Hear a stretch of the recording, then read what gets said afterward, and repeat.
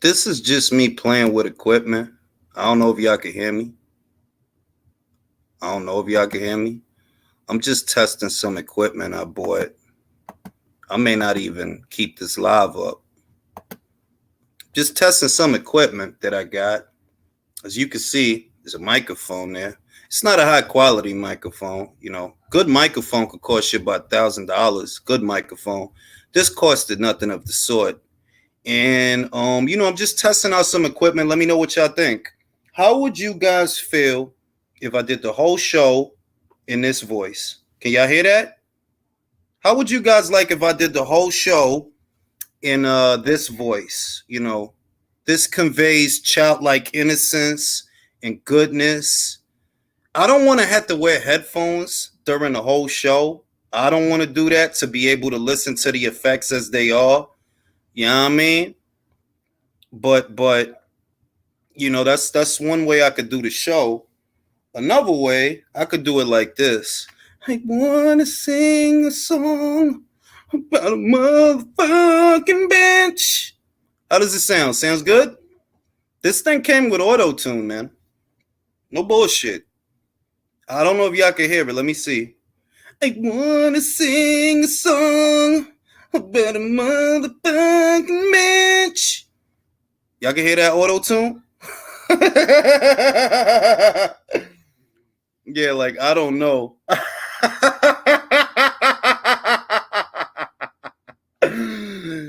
Oh man.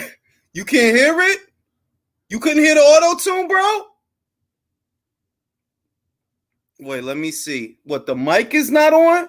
What's not on? Let me see. Hold up. I'm gonna try it again. Can you hear the song now? You can hear it? You still can't hear it? You can't hear it? What you mean the mic is not on? You can't hear me. No, I turned it normal. Tell me if y'all hear an echo. Can you hear an echo? Can you hear it? Can you hear like an echo? We can hear you on normal mic. Let me see. Hold up. Y'all can hear me? No echo. Hold up. I'm about to check this shit right now.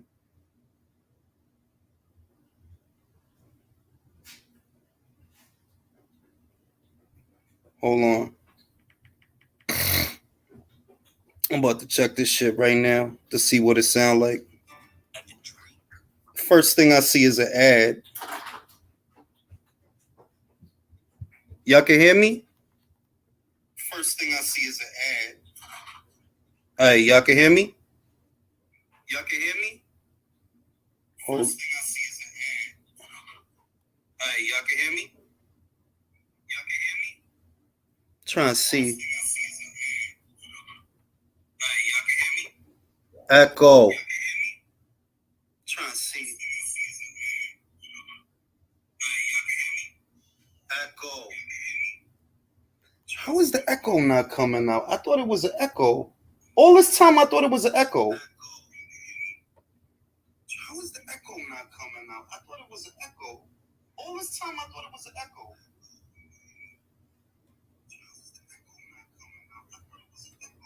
Let me see. Let me see. Hold up. Let me see.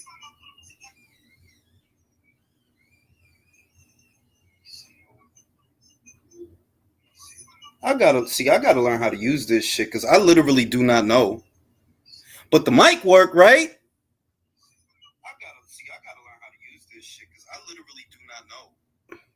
But the mic work, right?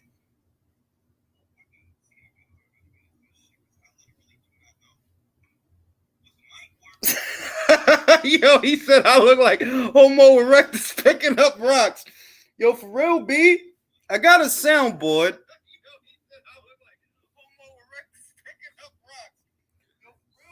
Nah, not even. You can hear me? You can hear me? Nah, not even. You can hear me? Trying to see. Hold up.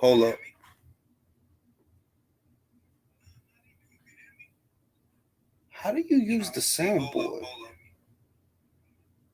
Y'all give me a second. Like I said, I may not even keep this up. I'm trying to figure out how to use this joint. Y'all give me a second. Like I said, I'm trying to figure out how to use this joint.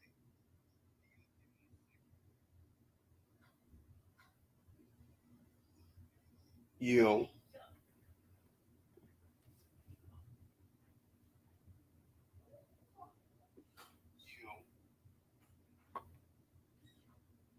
I do not know how to use this joint.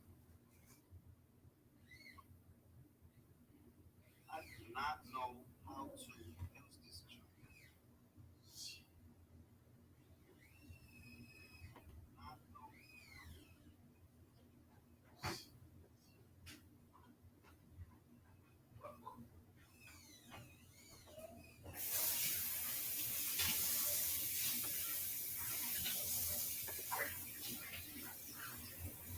Hello.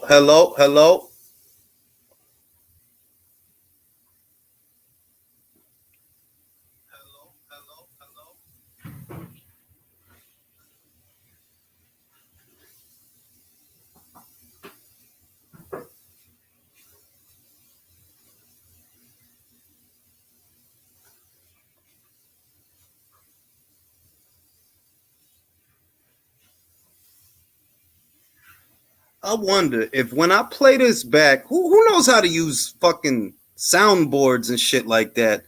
Please put the Teofimo picture while we wait.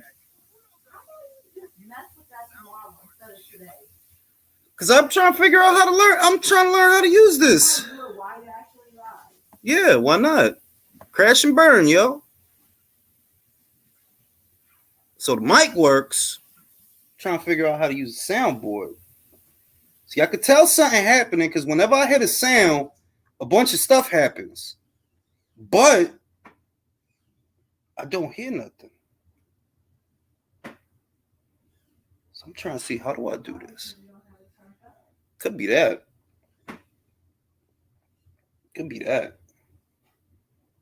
So it seems a simple enough setup. Let me see. Dodge. Oh, and the other thing is, the simplest thing to do is to read instructions. Did it not come with it? It does. You're right. It does. It does come with instructions. That are not simple. It sounds like your old mic, does it? Yeah, this technology is too primitive, man. On my planet, when we think of something, it's good enough. Good enough.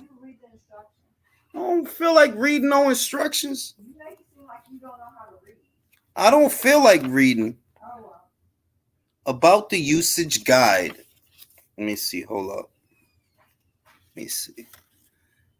Tap on microphone. Can you hear that? Your new mic is not on. Wait, let me see. Hold up. How could it not be on? Hello. Wait, I know what it is. Bluetooth. Is the Bluetooth on? You can hear it? You can hear me? You can hear me?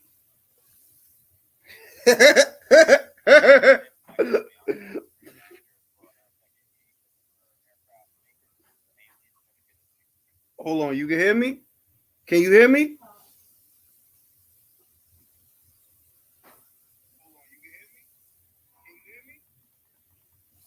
Hold on.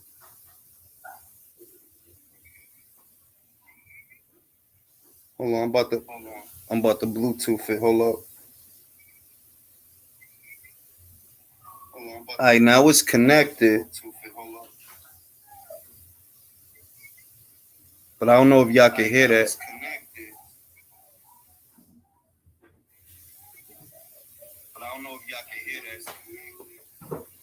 Can y'all hear that?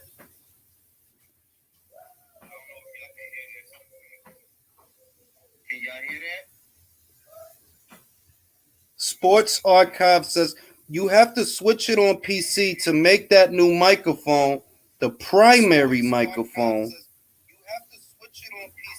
make that new microphone the primary microphone. Man, where do you go to do all that? I'm about to get some people on the chat. I'm about to get some people on the chat. It's right there. So read it. I don't feel like reading all You're this. reading other stuff on your phone. That don't make no sense.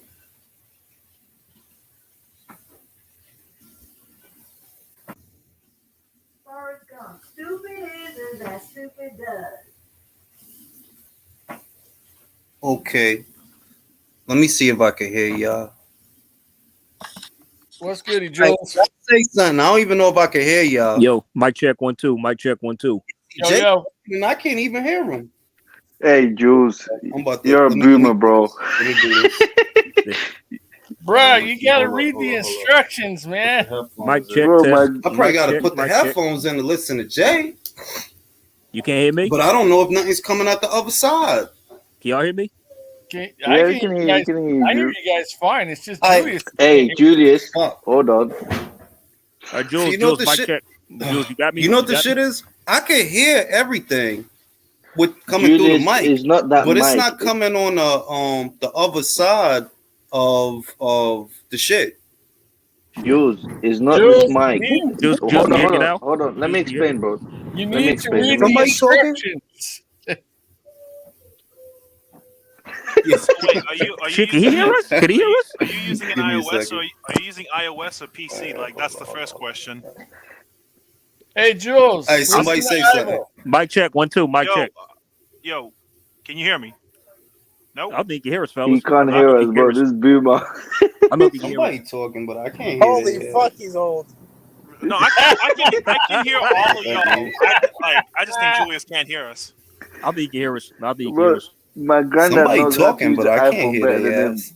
Jules, delete your cookies. I hear a bunch of shit. No. Delete file 32. Come on, fellas. Don't do that. Shit. Hey, Hurricane says yo ring. Press the on button, bro. Hey, Hurricane says yo ring. Hey, can you hear me? Yeah, we hear you. Yeah, Joe, we can hear you. Hear us? We hear you fine. Jules, can you hear us? Now I can. All right, so Jules, are you on PC or on Mac? Like, are you on iOS? What's your operating system? I'm on the HP Windows. Awesome. Jules, can you hear me? Can you hear me? You hear me, right? I can hear you, AJ.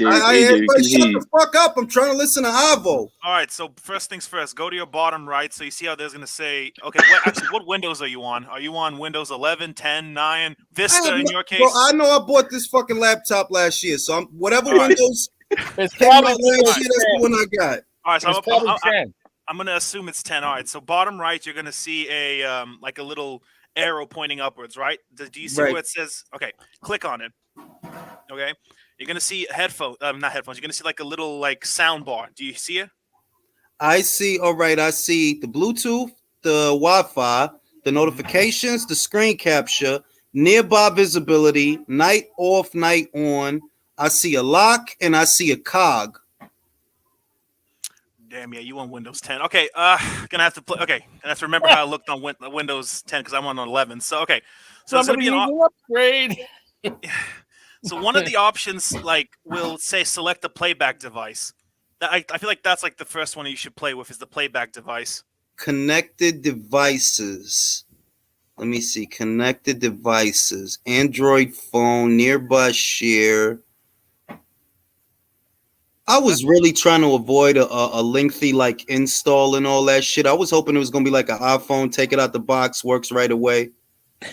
All right, well we can bypass that. Just so to the bottom left, just type in sound settings. Okay, bottom left. Let me see. Bottom left. It has like a little search bar. Just type in sound settings. Okay, hold up. I see the Google emblem, mail. I see a file.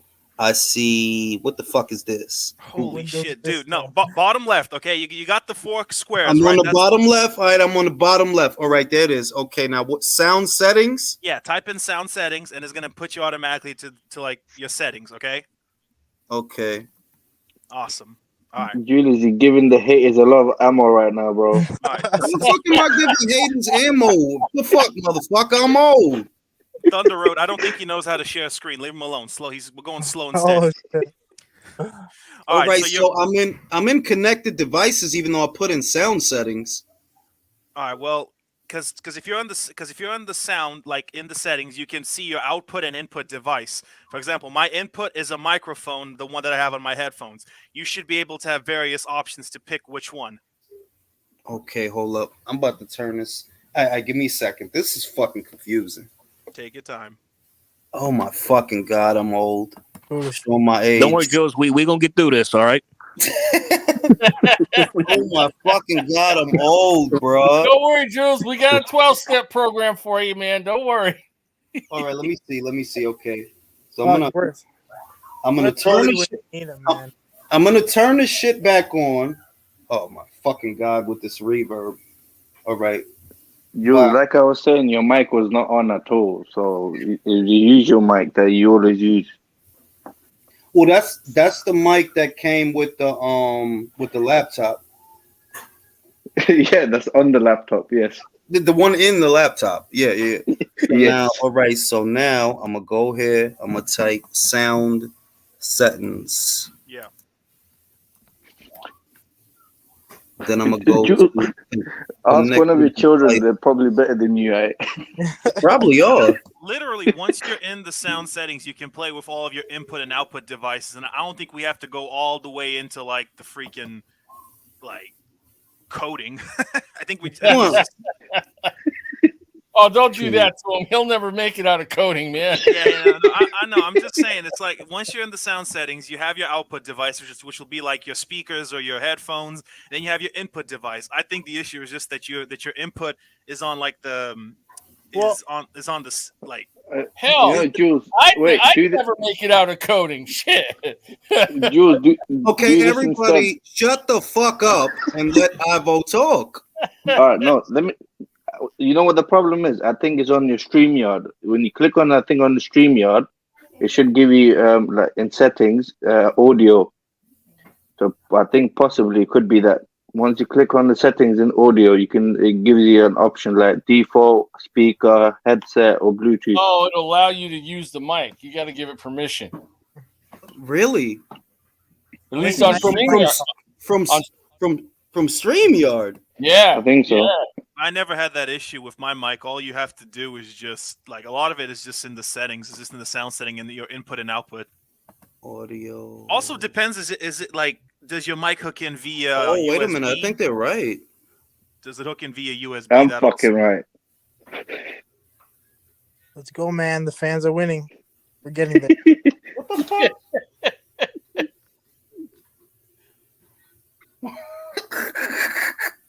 Late night technology talks. You guys change the title for that. Why you do that, Sophia? Bro, okay, win. Whoa. We can hear a lot. Which fucking mic am I using? All right, again. So you guys didn't hear all that shit, right? Well, I hear all of like the background static. Is somebody running sprinklers in the background? Yeah, I can hear all that. Okay, that just means your sensitivity is too high. We hear you. Your sensitivity is too high if that's what you're hearing. I think your mic is on now, Jules. What the fuck is that? Oh, no, it's not. Spoke too soon. Thought the boomer got it figured out. Is the mic Let me on? see. Look at the super chat. You know, when I took anthropology back in high school, I could only. Bro, what is imagine that how Homo fucking erectus song? felt. What song? We don't hear that song. Okay, hear me? DHP Jr. says, Jules, there's a power button. Turn on the power button. Put pressure on your index finger. And take baby steps across the brain. The dude is right. Dude said in the comments, bro, just ask your kids. Ask your kids. Yo, wait a minute. You can hear me? Yeah, Yes, you can You hear me? Yeah, Yes, we can. Yes, we've been hearing you. Can you It's a hear us? microphone on, though. Wait. So give me a second. Right. Can What you the hear fuck us? was that song? Nobody What's played wrong? I the didn't hear song. shit. Nobody played Damn, the song. has the dementia finally set in? Yeah, I think, yeah. Yo. It's the microchip Hey, wait a in minute. his head. I'm about to go. Jerome Benjamin says this equipment sounds like some cheap PBC knockoff. Call You didn't out. hear that song,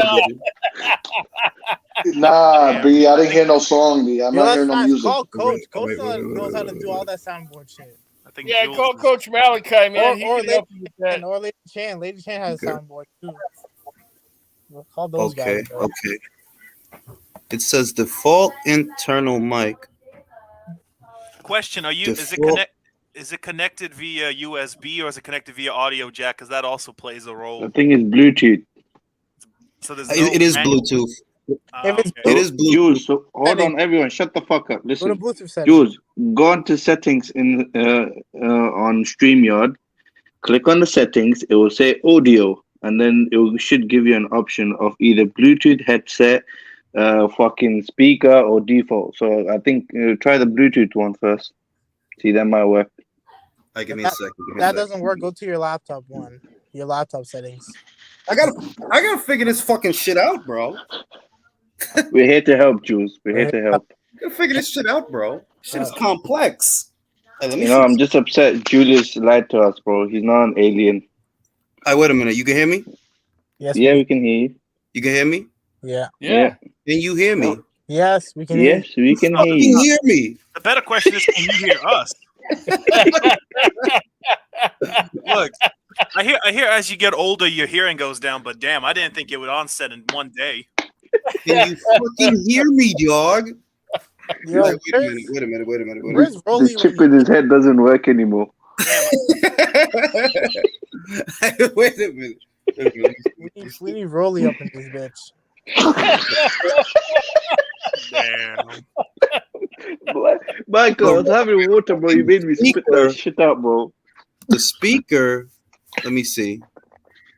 Oh, Speaker has to be Obi-Wan Rock Speaker says has we to be need Mike for dummies. That's the messed speaker. up, man.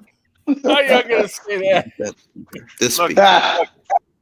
So, Okay, so, okay. so- Tony the Tiger is still asking, tell Coach Malachi to unblock me. This is so fucking confusing, bro. Bro, I You was need having to a read rough the day, but instructions, Jules. Read the damn I was having instructions. a rough day, but this made Fucking my day. instructions, bro. or just use common sense. Yeah, that would help. Morpheus. What's that? I can't hear you. Jules, you know there's a YouTube video for everything nowadays, bro. You know that, right? Oh, yeah. What? Wait, what? Yo, this is such a What? show. Hurricane says Jules has the same face expression as Rolly right now, working on that What? mic. You know that I actually do. I actually do. That's Yo, cool, All man. right, let me go to Ivo. Let me go to Ivo. See, here's the funny thing, right? If I go to Mike, shut the fuck up, man. Damn. If I go to the microphone, it only shows one microphone, right? But if I go to the speaker, it actually shows the soundboard. So I don't know what that means. Oh, I thought the issue was I thought we were talking about your speaker. You want to connect your soundboard? Okay. Yeah, because it's connected via Bluetooth, but I don't hear anything from the soundboard. It's only the internal mic I hear that came with the laptop. All right. So what? First off, like, what PBC soundboard you got? PBC. Okay, jokes aside, do you have a software installed on your computer? Do you have the software installed? No, it's only connected through Bluetooth. Oh man, that's gonna make things a little more annoying because you That need to don't make install no virtual. sense. So did you install the virtual audio device? Because that tends You to have set to up. install an audio what? Yeah. You gotta install some Okay, device or software. y'all need to shut up and let me do my job, okay? I don't get Sorry, paid for Ivor. this. Okay, this is community service. All right, so typically, if you're when you're using a soundboard, you need you need to install software to it. So if you have like a VB cable, maybe, because if you have a virtual device like a VB cable, you can download and then install it on your PC. You know, I've never been to special education, but this is one of it. Thank Fuck you. you, bro! Fuck you, dog! I'm gonna figure this shit out. I'm gonna figure this shit out. Yeah, It doesn't say to download the software though. That's the funny thing. It doesn't say to download the software. Well, typically all like soundboards require some sort of like software issue. Julius, is it on, bro? Is it on? Oh shit! It wasn't. No, you're trolling. You're trolling. There's no way he's all right. So let's go back to kindergarten. There's an on and off switch. First, we have to turn it on, off. Okay. You're a bunch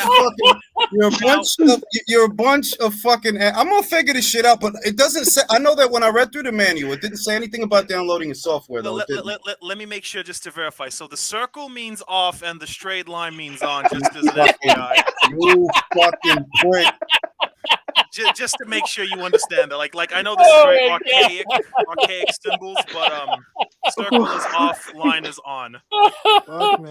Okay, I have a question though. I have a question, right? You're saying that you have to download a software in order for it to connect to the laptop, but it can't do any of that through Bluetooth because that's basically what it says to do.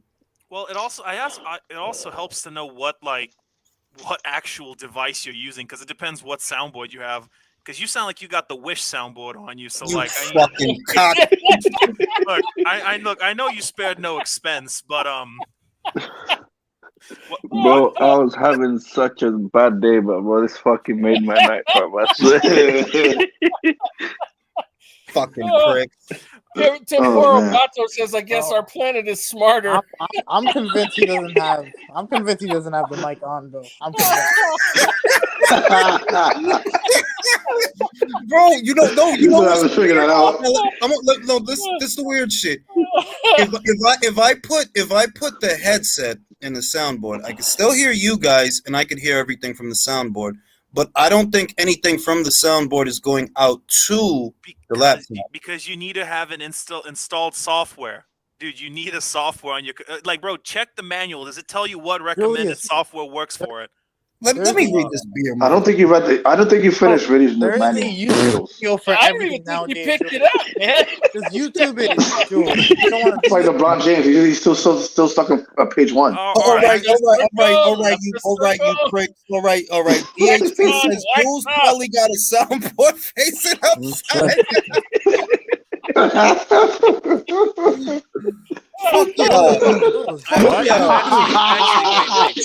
Wait, there is one more thing. That should be clarified before you continue forward. A, B, C, D, E, F, G. Just make sure you understand the order. Okay.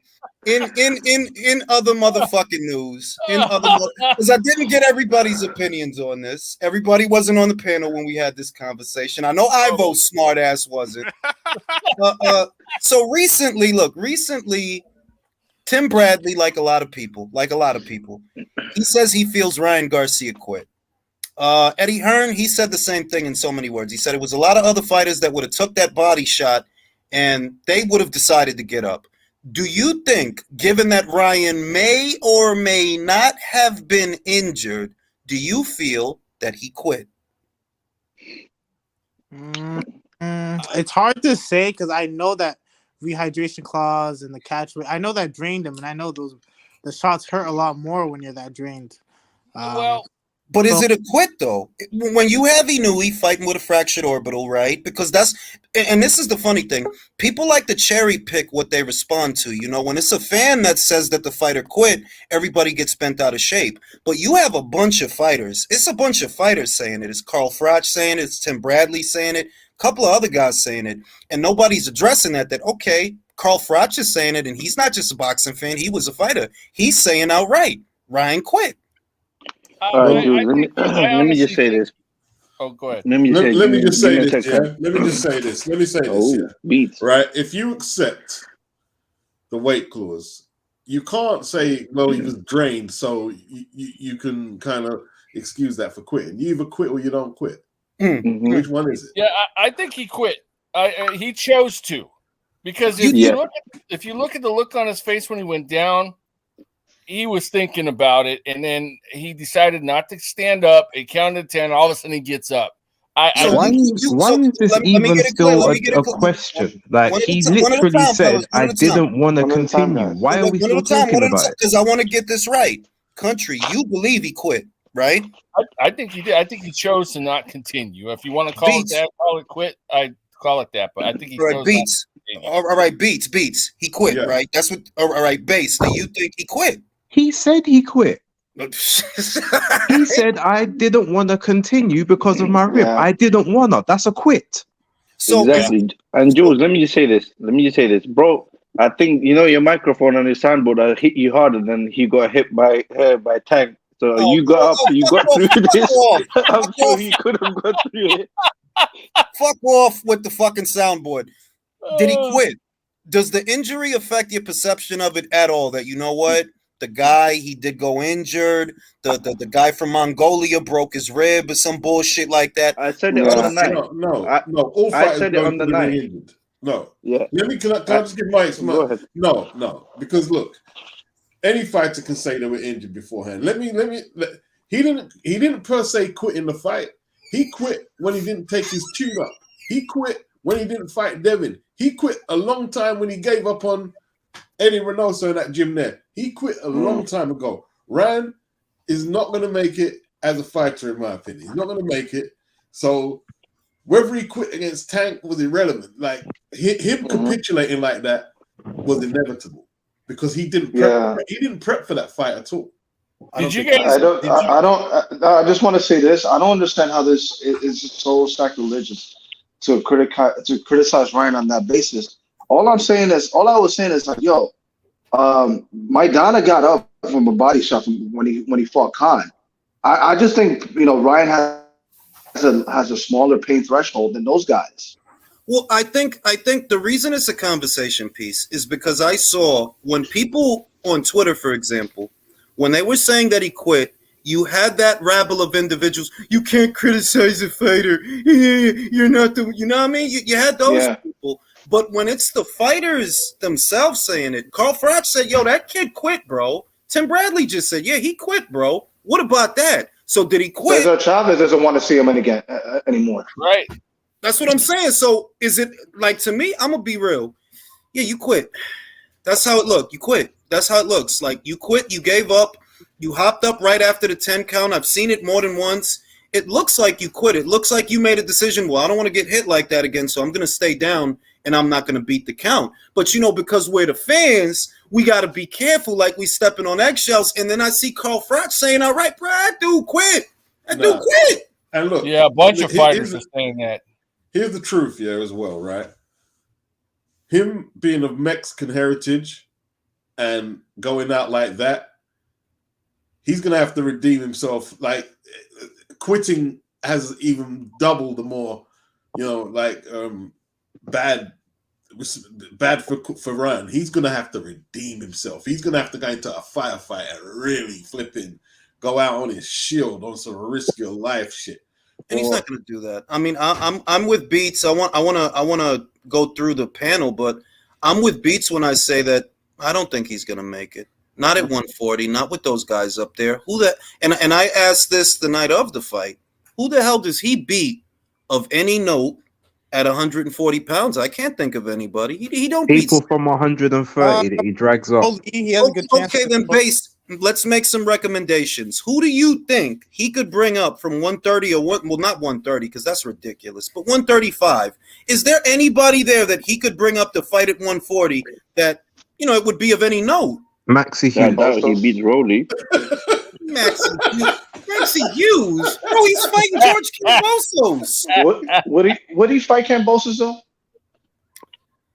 Would that? All right, Virtuoso. If it were Ryan Garcia versus George Kambosos at 140 pounds, would you or would you not give Ryan credit for beating him?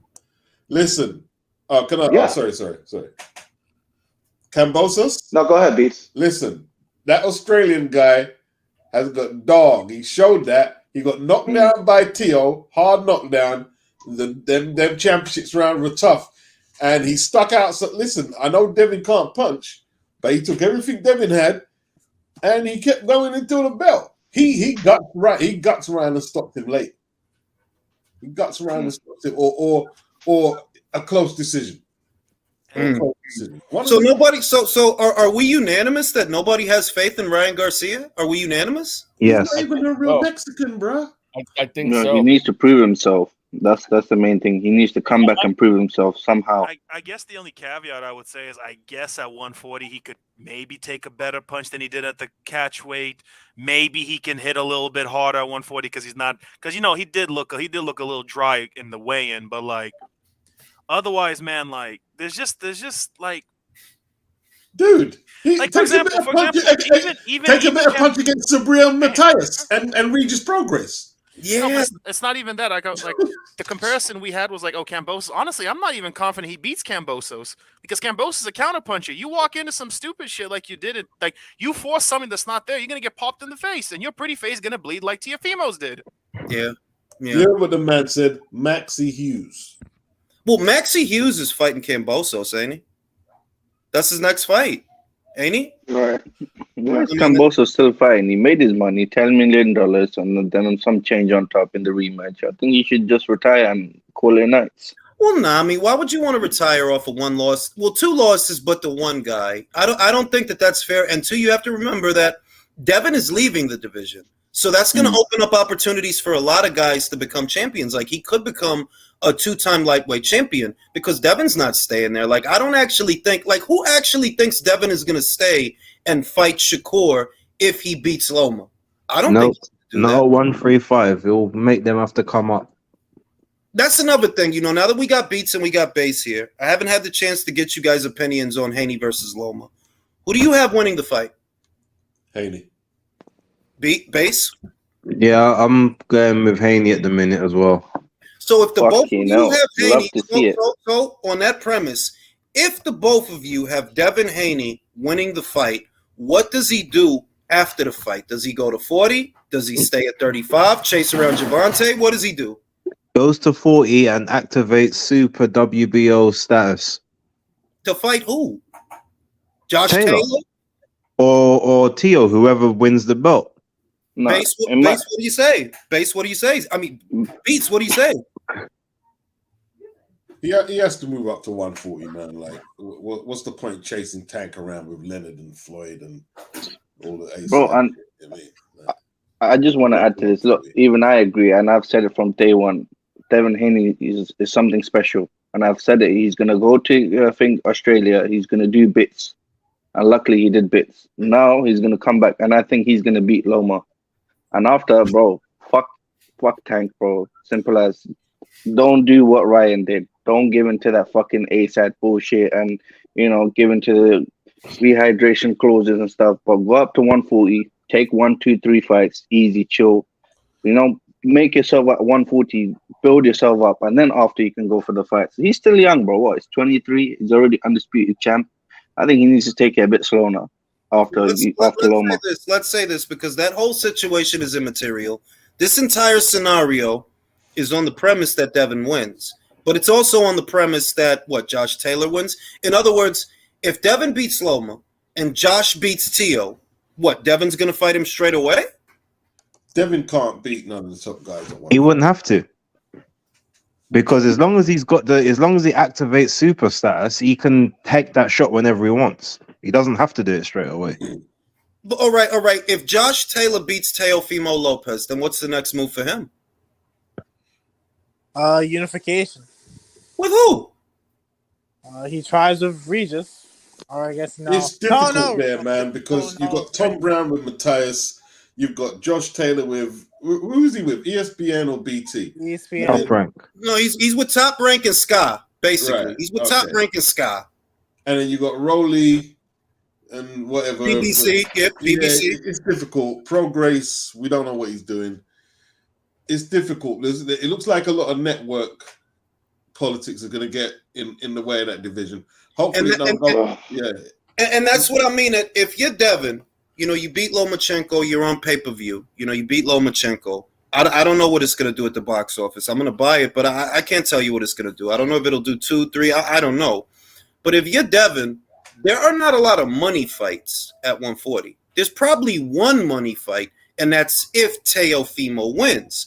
But he is a fucking maniac, and I like that dude. Head is a bag of cats, bro. I don't know what the fuck wrong with him, right? Theo doesn't want to fight Devin though. That's another thing that even if Tio wins, does he fight Devin? He won't. If T.O. were to beat Josh, all right, go around. I'm gonna ask the panel. If T.O. were to beat Josh Taylor, who thinks he would fight Devin Haney after that? Me, he'd have to. Like I said, super status, he'd have to, or give up the belt. Good question, base. Does he have the super status though? Does he have the super status? He'll get it if he beats Loma, because you have to defend the title. You have to have 3 fights with the actual belt to defend it, or you have to be undisputed and defend undisputed a couple times. So he petition for super status and he'll get it. Doesn't everybody think that he should take it easy at 140? He needs to properly be at 140 because he's been at 135 for a very long time. He needs to climatize to 140, bro. You can't just go in there with Taylor. The problem is there's no ham and egg guys at 140. Yeah.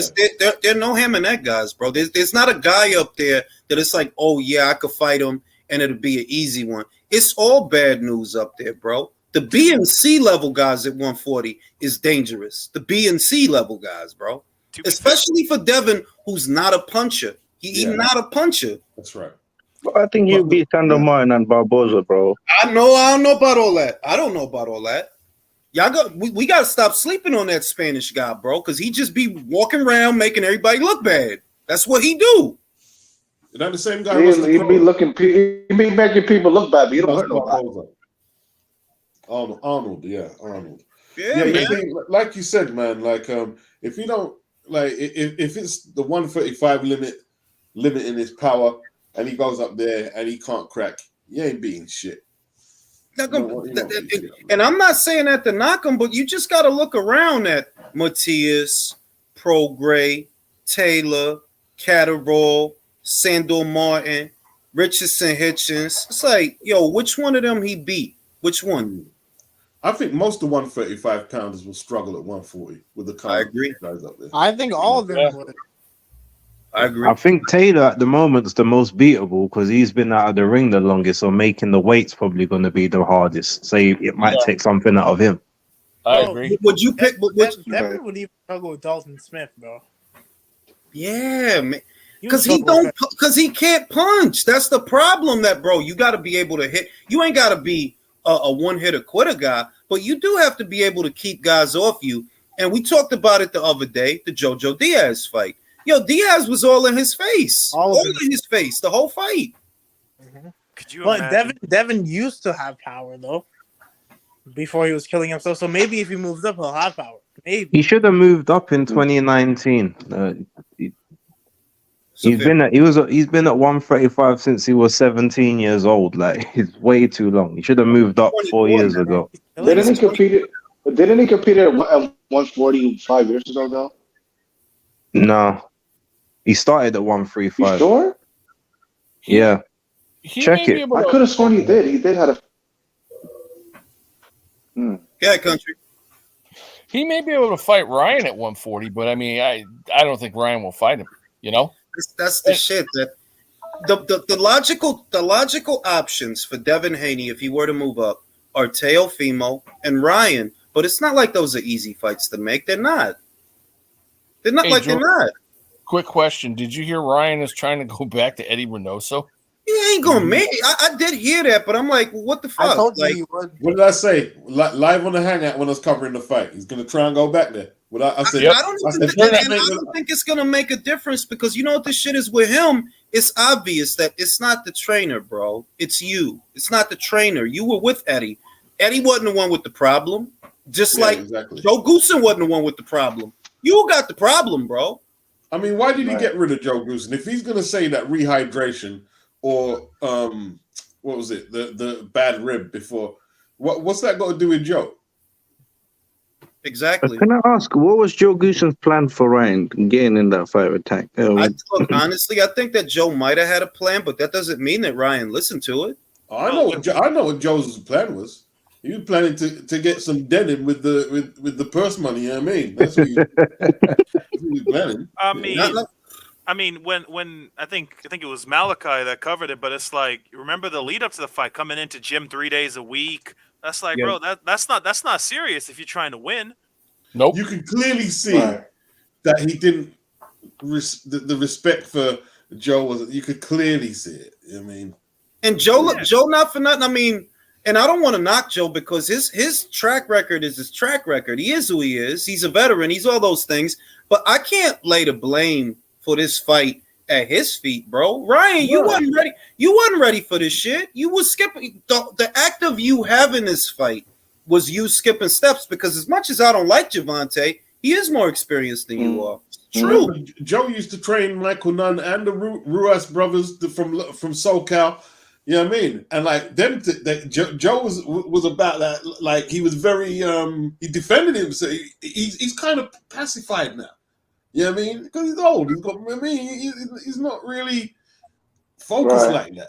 You could send Ryan to Derek James. You could send him to Tony Sims. You could send him to anybody, bro. The problem is still going to be Ryan. It don't matter who you. It don't matter who's in the corner. It's Ryan is the problem. It's Ryan. Like we just gotta find out if he continues if he continues his boxing career. Is he gonna be able to listen to his coaches? Is he gonna be able to put in the work? That's the question that's gonna be answered for the next year or so. The main thing with Ryan is when you start off with a chip on your shoulder, it's usually a curse. Like Edgar Berlanga, he starts off with a chip on his shoulder. Oh, he's got all these knockouts, and he's the Puerto Rican Poppy and shit. He got all the marquee value, and all that did was cause arrested development because instead of focusing on development, you literally focused on other shit, bro. Ryan not gonna be hungry because he got TikTok money, Gatorade money, YouTube money, Instagram money, so he never going to be a hungry fighter, never.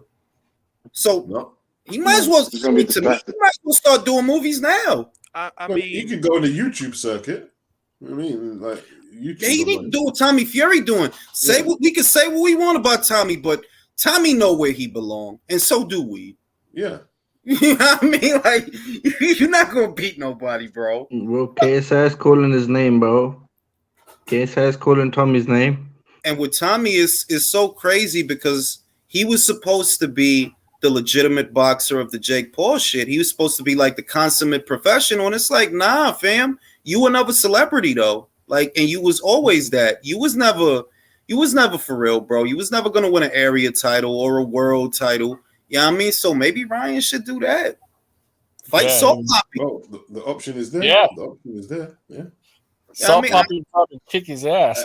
The championship boxing, like if you was to give Ryan like to Subriel Matthias, like you deserve to go jail.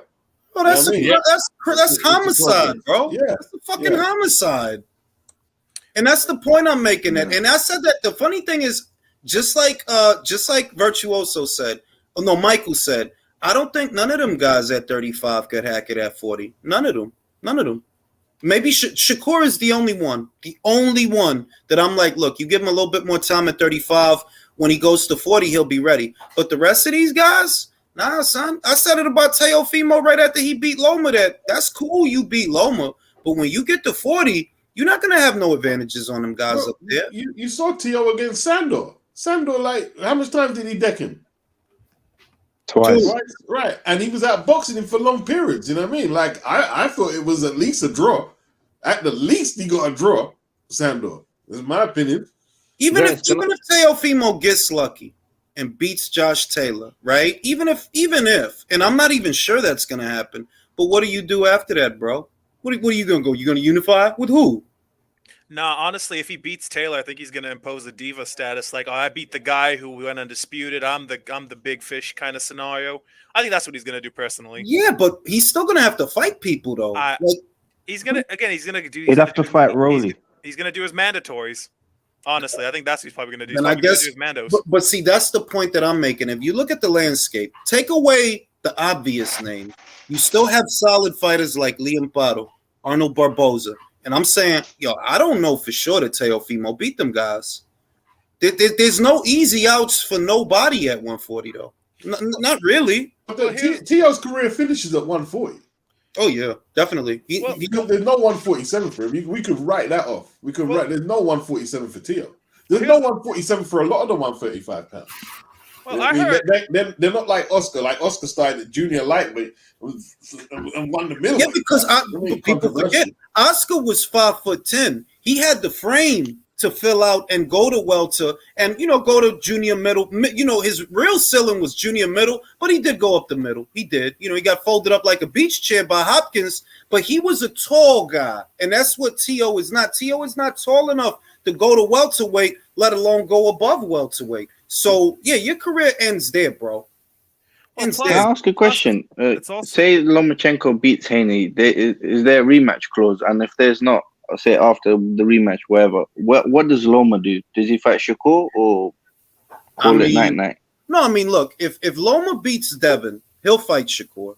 He'll fight Shakur if he beats Devin. I don't think there's a rematch clause on it. But me neither. I don't think there's a rematch clause in that shit. So it's a one and done, bro. It's a one and done. Okay, good to see.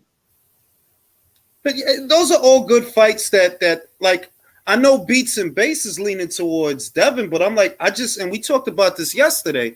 I just stylistically, what is Devin going to do to keep him out? What? You're not a big puncher. A big part of the reason that he didn't dive right in with Lopez is because Lopez do hit hard at 35.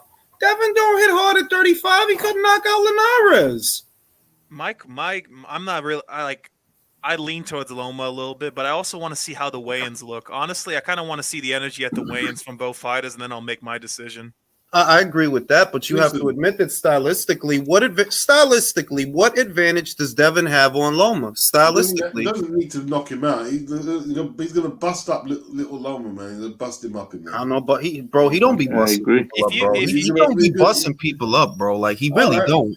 Loma ain't winning that fight. Well, question: if you think this goes to the cards, who do you think Bob's going to favor? That's thank you, because there's so much going on with that fight. That look, this is Devin's final fight under Top Rank. So if you're Top Rank, who would you prefer wins? Loma.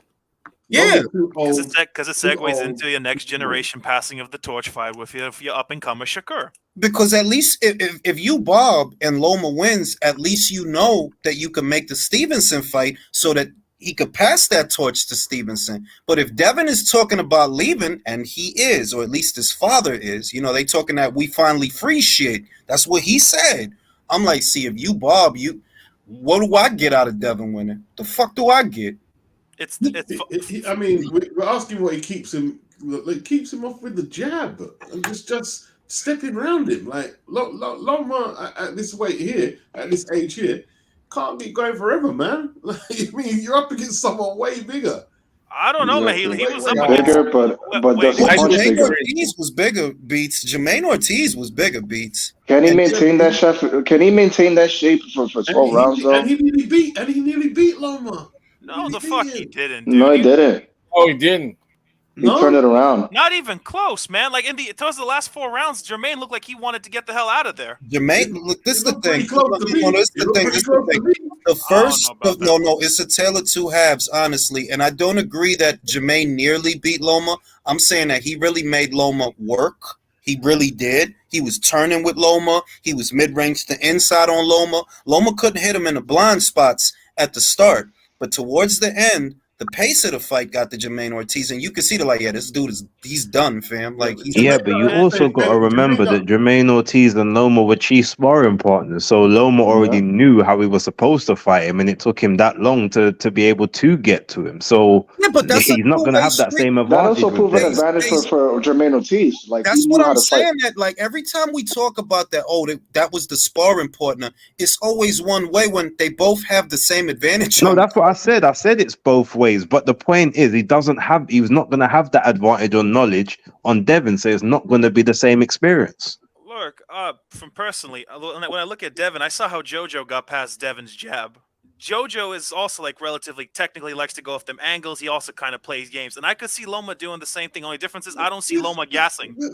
Hold on, can I make an observation about that? Punch, Ivo, and JoJo can't punch. Hold on, let me make an observation about that, because I think a lot of people obviously use the Linares and the Diaz fights, as a way to say, oh, okay, well, they had their success or they had Devin hurt or whatever. But if you remember, in those fights, Devin was trying to prove that he was this puncher that could take people out. So he was taking chances that he didn't take in the Kambosos fights where he won them cleanly. I don't think he's going to be looking to take chances against Loma either. I think he's going to use that jab, keep him on the outside. When he gets on the inside, hold him, tie him, spin him, make the ref break them up, do the rinse and repeat. I don't think he cares about the knockouts anymore. Devin is going to make it a very boring fight, bro. Wait a minute. Because the other thing about that is you can say that Loma is a bigger puncher than all those guys. He is. He's a bigger puncher than George Kambosos. He is a bigger puncher than Jojo Diaz. Jojo tough as nails. Stubborn fucking guy. Can't get him out. Because Williams would pay to hit him with every kind of punch that can be thrown. And he couldn't knock him out. But it's more like, yo, you had a dude that don't got power all in your shit. What happens with a dude that do got power be in your shit? The power debate is marginal, right? Loma can get a few hard shots. If you can catch your punches, you can't see. He's not a big puncher at the weight. And we're talking about Jojo. What? So Loma keeps Jojo out all night? No, Jojo will be with him all night training. He's not no Ryan Garcia. He'll be all up in Loma's chest. Look, you brought up the Kambosos fight, and he was just jabbing. Okay, you're not going to beat Loma for 1-2 clinch. That's not how you're going to win. That's what I'm. That's too simple, I don't see bro. that. I don't see that happening. I don't see and Loma likes to play in the inside, so I don't see him like just standing. Like he fights in the clinch, not like Kambosos, who doesn't know what to do. You know that's the same shit I said yesterday. I'm like, well, he's gonna beat Joba with a jab and a Loma with a jab and a straight. That's it. Exactly. Just a jab and a straight. I don't see it, man. I really don't. Yeah, why not? I mean, look at the size difference. Why not? Why not? Well, there was a size difference with him and Nakatani. A size difference with him and Jermaine O'Neal. Nakatani can't fight, man. Nakatani can't. Come on. Come on, Pete. Come on, man. Nah, get out of here with that. He damn near, bro. He damn near beat Diamante, bro. In a wrestle, who else wrestles? Jules, think of it this way, yeah. As Loma comes in, Devin is going to try to clinch him. Who wins in the clinch? Who's going to outpower? That's the other. That's what we're going to find out. These are very. I'm not trying to knock Devin, but I'm like the idea that all he got to do is jab straight or jab straight clinch. Bro, that's way too nah, B. I don't believe that. You don't have look. The main reason that Lopez got all that respect in the beginning was because he has power. Loma can't just dive right in. He knocked the fuck out. 7.584. He took him 7.584. Loma's not unbeatable, man. Like he's not unbeatable. I don't think he's unbeatable, bro. I don't think no one is saying that he's unbeatable. He's unbeatable. Nobody said he's unbeatable. We're just saying we don't agree with you. And I asked this yesterday. For those that have Devin winning the fight, how do you imagine he wins the fight? Because I'm plot twist. Imagine, all right. So bear in mind, we all saying, oh, he can't punch at the weight, been at the weight too long, drained himself, ain't got no power, right? But imagine if, because Loma doesn't respect the power, he gets caught with something that hurts him badly, and there's actually more power there than he thought, but he didn't protect himself against it. This is 135. Gamboa went 12. Linares was boxing the shit out of fucking Loma, man. Linares has power. Linares was great back then. He's one of the best lightweights in the world then. Gamboa went 12, but he was literally he basically was there in survival mode from round 1 to round 12. Julius, Gamboa went 12 with Tank. I'm telling you, you can't sell me a scenario where Devin all of a sudden finds the spirit bomb when you couldn't get rid of Linares. Abdulaev got rid of Linares. He knocked him out. But everyone that got rid of Linares was at a higher weight. It wasn't at 135. I mean, out of all Linares, it was at 140. See, but even if Devin let's say he does hurt Loma, and this is true for, I think, broadly speaking about Devin, I don't think he has the IQ to really finish him off. Because I don't listen. He hit Kambosos so many times, he just doesn't know how to finish a fight. Could I add something? Great fighter, but do you think he has? I don't know, man. Do you think he has Barrett level IQ? No, it's not bad, but he doesn't have he's not a Crawford. Don't compare him to Zelfa because Zelfa can punch. He can punch. He hurt Rakhimov. He don't. Does he finish? But he can punch. Devin, God bless him. He can't punch, bro. It's established now. You can't punch, bro. Look, I'm gonna make one point. I gotta head off. I was gonna help you with the computer. Sadly, I couldn't do all that I wanted to, but that's okay. Hey, okay, it's all love. It's all love and war, peace, and whatever. Okay. Look, all I'm saying is this: I don't see Devin knocking out Loma, and if it goes to the scorecards, I don't see Devin like outpointing him like 7-5 rounds. I really don't. I just don't see it happening. Personally, that's just me. But hey, that's why I love this fight, because there's so many conversations. But how they look and weigh in is going to be a big factor. That's kind of like what I want to wait and see. I agree. All right, stay safe. Don't do drugs. I'll catch y'all next time. Julio, what do you say, man? Julio, what do you say? Beats feels that Devin is going to win that fight on points. Does that seem realistic to you? It's not out of the realm of possibility, but I think that Loma can just as well win the fight on points. Because I've been harping on this, and I don't mean to, but yeah, like I think the Jojo Diaz fight told me a lot about Devin, especially how he fights southpaws. Like I think he has genuine weaknesses against southpaws. Like maybe not Loma. If Loma's not the one to do it, Shakur will definitely be the one to do it. Oh yeah, they fight at 135 or 140. I think he like not only out like I saw the JoJo fight. I saw the JoJo fight, and Devin outboxed him completely. What is it you guys saw? Nah, I saw JoJo's backhand landing after the fourth round pretty consistently. And I saw Devin backing up in straight lines. I saw him using that single shield and then using it incorrectly and getting hit. I saw a lot of. I'm going to be honest. I'm going to be real with you, Beats. I don't think Jojo Diaz goes the distance with Loma. I don't. I think Loma would stop him. Wait, so he goes the distance with William Zabeda, Jojo, and Loma stops. I'll tell you why. Because Loma, with William Zapata, you know that he's good. He's a Gatling gun. You know that he's just going to throw a whole bunch of shit. So you're going to shell up. You're not even going to open up after a while. You're just going to shell up. Loma's going to hit you with shit you don't see when you don't see it, when you're not ready for it. And that does more damage than hitting the guy on the arms and gloves with a bunch of shit. He really beat JoJo with his natural gifts. And I think he'll beat, if he does beat Loma, he'll do it this way with his athleticism and his size, his speed, things like that. What vulnerability has JoJo ever shown in the ring that we could say Lomachenko stops it? Slow. So what? When have you seen JoJo on the campus? Like, you just don't want to accept the fact that he could probably, man. Okay. Loma ain't no Roberto Duran, bro. Jimmy Poole at one when it comes to punching. Nobody said he was. Nobody claimed Nobody said he was fucking Sugar Ray Leonard or but neither is Devin. Muhammad Ali. Only Bob did. You know, he overhyped him. That's the point that I'm making. That I like Devin, but I'm not going to pretend that like your dog. You not no Bobby Chacon. If we gonna be real, if I gotta say Loma ain't Duran, you ain't no Bobby Chacon, fam. Well, and you've been hurt. And you've been hurt. Lightweight wasn't Bobby Chacon's best weight, to be honest. I mean, like, you know what I mean? That wasn't his best weight. No, either motherfucking way, bro. Devin is not built for no war. Like, nah, you're not. You're not. We think that. Jules, who are you picking? Because you've been awfully quiet on this. I'm waiting for the weigh-in. No. You're not gonna force me to pick because I'm waiting. If Loma look weird, I'm going with Devin. If I get any weird energy, I'm going with Devin. But bro, right he now, gave away $1 million. He gave away $1 million. You think he's doing that for no reason? Huh? Who gave away $1 million? Loma gave Devin wanted an extra $1 million. He took it out of Loma's cut. What? Mm-hmm. Well, how does that work if it's on pay-per-view? It took it out of guaranteed. Loma gave up $1 million in his purse. He gave it to if he gave his whole purse. He's not winning the fight, in my opinion. He just gave him $1 million. That's what Tim Bradley said. Loma's done very well so far. What he's done at lightweight, and then what? This is probably the best boxer he's fought at 135.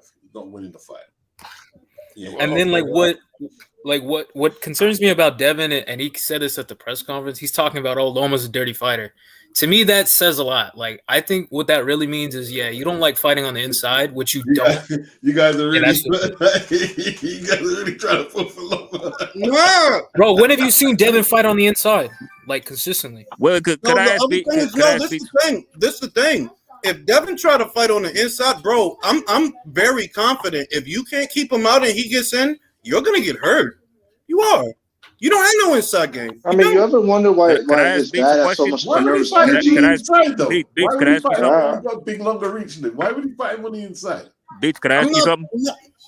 I'm not telling him to fight him on the inside. I'm saying if you don't keep this guy out, and he gets in, you're in trouble. You're not no inside fighter. You're not no mid-range fighter. You're not better there than he is. Your only hope is to keep him out. And I'm like, yo, he gonna keep him out with a jab for 12 rounds? With a jab. That's it. Just with a jab. And some holding. I don't know about all that. Beats, could I ask you something? Yeah, of course. Well, I know you're picking Devin. Do you think Devin's going to struggle at all against Loma, or do you think he'll win pretty comfortably? Loma's not going to make it easy. He's with that pedigree. Who's he going to make it easy for? He's never made no fight easy for no one. But I mean, that's the whole point. Devin's going to have to work, and Loma's going to push Devin to get the best. Then you'll see the best Devin. That's how it works with guys like Devin. You have to put him in the best and push him, and then you'll see what he can really do. Okay, I want to see it too. You're gonna eat your words. And to everyone that says we live in a fucking echo chamber, can suck this fucking dick. Yeah. Yeah, I don't get that. Like 90% of these lives are full of disagreements. Like that's just a lazy take, man. That's just a lazy take. But that's what makes the fight so good, because to me, I'm like, when I just think about how they fight, like, bro, Devin is not busy enough, one, and he don't punch hard enough, two. But Loma is in his mid-30s. He is little, you know? So it's like his legs are still a featherweight. So yeah, but that's what I'm saying. Like, what I'm saying is based in like what you see in fights. Like, I think if Devin wins this fight, it's going to be because of his natural gifts, like his size, his athleticism, the same reasons he beat JoJo. Like, the idea that he just outclassed JoJo in terms of just fundamental boxing, I don't buy that. I think JoJo was in that fight. He just lacked the skill, like the gifts to be able to compete with Devin. He didn't have that much power. Yeah, power, size, speed. He gave up every advantage. Yeah. I'll say, if it was the Loma that fought Linares, I would pick him comfortably to knock out Devin, if it was that Loma. Mm-hmm. But it's been 4 years since that, so it's like the Loma that fought Linares. Mm-hmm. Okay, I think that Loma came out against Comey and fucking Nakatani, which is pretty recent. Devin. That again? When he fought anyone who's boxed at 135, he struck like that. Pedraza was keeping Loma out for lengthy periods of the fight. I saw it. I've seen him at And what was the outcome of the fight? He's not the same guy that he was at Super February Feather. He's not. He's not. And I'm gonna say that to this day. Wait, Beach. To this day, Pedraza's making guys look bad. To this day.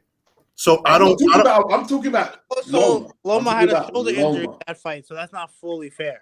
Oh, here we go. Right. Okay.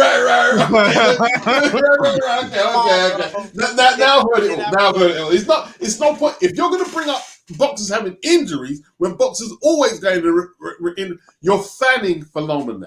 I'm not even right. People are fanning for Devin are saying that he Loma does him when he had a fucking shoulder injury. Like, what are you talking about? Boxing analysis. I'm not bringing up the injury. I'm saying that it is true he had to work with Pedraza. Fuck the injury. But it's guys at 140 that have to work with Pedraza, bro. Literally. Ramirez looked like shit with Pedraza. Barboza looked like shit with Pedraza. These is big 140s too. These ain't little motherfuckers like Loma. And I'm going to say little ass Loma looked better with Pedraza than Ramirez did. So I don't look at that as an indictment. I don't look at that as an indictment. Nah, you got guys 5'10", 5'11", struggling with Pedraza, an older version of Pedraza than the one that Loma fought. So yeah, Loma ain't look perfect, but he looked better than them guys.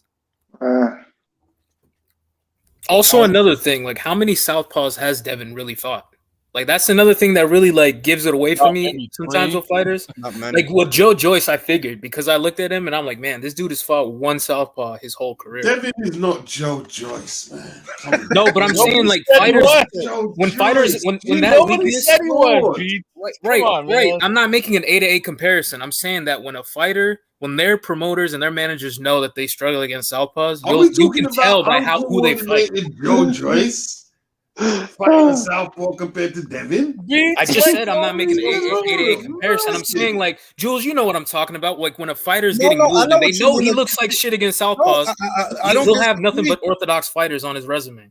I don't disagree that the matchmaking, because that's what he's talking about. He's talking about the matchmaking that you haven't seen Devin come up against very many southpaws, really just one, which is JoJo. And it's almost indicative that, what, did they keep you away from southpaws because you really haven't fought that many?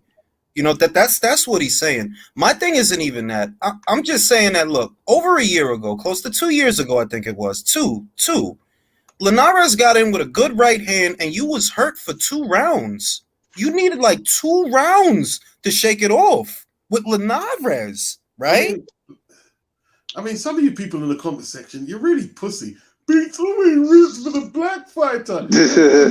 You're God! Fuck off. Who's saying that, man? That's ridiculous. Yeah, I mean, it's just vaginal, bruh. Just total vaginal.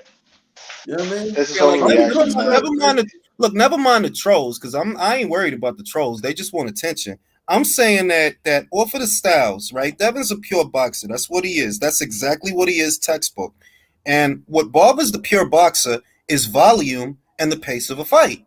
Those are 2 things that Loma is strong in. He is a volume puncher. As a fight progresses, he throws more punches. As a fight progresses, he ups the tempo. These are the things that wear out the pure boxer. And that's what Devin is. He's a pure boxer. He not no mid-range to inside fighter. He damn sure ain't no pressure fighter. He ain't no puncher. He's a pure boxer. And that's the kryptonite for Loma at 135 is the pure boxing. I don't agree with that. I don't either. I don't agree with that. In fact, I'll say that if not for Lopez's power, and I'm not knocking Lopez, but that was the real caveat for Loma, that you can't just dive in, because if he catch you slipping, he gonna knock you out. He has something Devin don't have. Jules, can I ask you a question? How do you see Devin Haney winning, or what game plan do you think he should go in with to win against Loma? I think he should step into his jab and hold. Step into his jab and hold. Not deter with your jab and hold. Step into your jab and hold. Jab, jab, right hand. Be busy and beat him that way. Because if you take the defensive and you shifting your weight on the back foot and you just trying to play keep away all night, you're going to lose. You're going to lose. You got to do what Robson Conceição did in the first 5 rounds of the Valdez fight. That's what you got to do. Use your size. Because everybody keep talking about how big Devin is, but Devin ain't no fucking bruiser. When the fuck does he use his size? When? With who? He bigger than most of the guys that he fought. Did he use his size with Linares? Did he? Did he use his size with? Yeah, I think they're overstating his value in terms of size. I mean, I think. So go on, sorry. No, I think I think he's gonna have to use his legs and his length in order to beat Loma, and he has to maintain that for 12 rounds. And when it does get close, when he tries to close the distance, he's gonna have to fucking take time, slowing down the pace with clinching. Bro, this is how I see him winning, and I said it is gonna be a boring fight.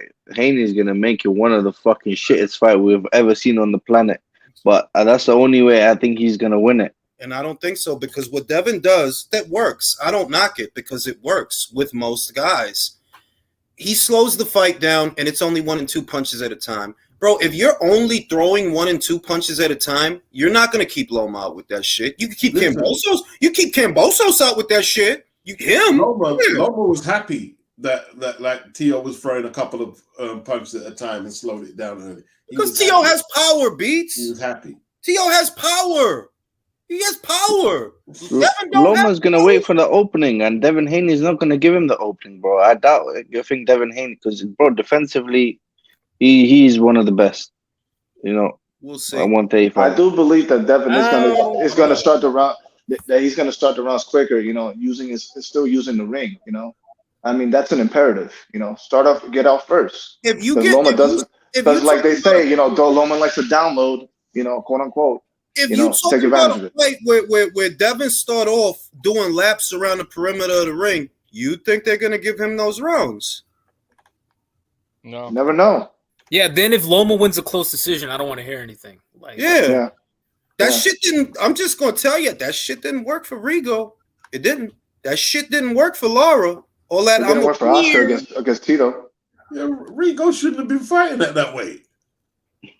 I'm not talking about with Loma. Now with Loma, you really shat the bed. I'm talking about with Casemiro. All that, yeah, I'm gonna walk him into a punch and do 10 fucking laps. That shit didn't work. That shit didn't work. That's all I'm saying. So if Devin go in there and this is the final fight of your top rank contract, bro, they fuck Manny, they'll fuck you, bro. They fucked Manny in Australia, didn't they? Final fight of his top rank contract. They fucked him. Oof. This is gonna be an interesting fight, man.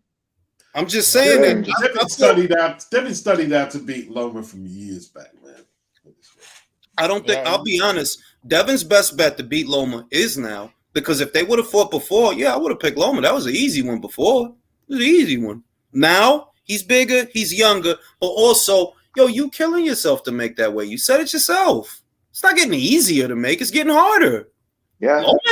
That's why his father was so mad that this fight was taking so long. But they were making it difficult in the negotiation process. Earlier this year, he said he said he wanted it sooner than May because of the weight. And they did that on purpose. They were like, oh, because of March Madness, we have to wait till after that. How does March Madness affect a boxing match? Exactly. Them two shits ain't got nothing to do with each other, bro. Honestly. He's like, bro, I'm trying to get in ketosis. I can't fight that soon. I'm just telling you, bro, that look, man, it's either Loma gonna live up to all the bullshit Bob said, or Devin is really gonna fuck Top Rank right in a booty crack. Because if he win, if it is disgusting, but if he win, they fuck. They fuck. It's gonna be an ugly fight. If he win, if I don't know nothing, I know if Devin win, that's not necessarily good for Top Rank because you don't know what he's gonna do. You don't know if he's gonna re-sign with you. He has the belts. What if he decides, I'm going to stay at 135 a little while longer with Matchroom? Well, then y'all really... Sounds like that's what might happen because he's talking about getting his freedom back and all this other shit, so... Yeah. Hey, fellas,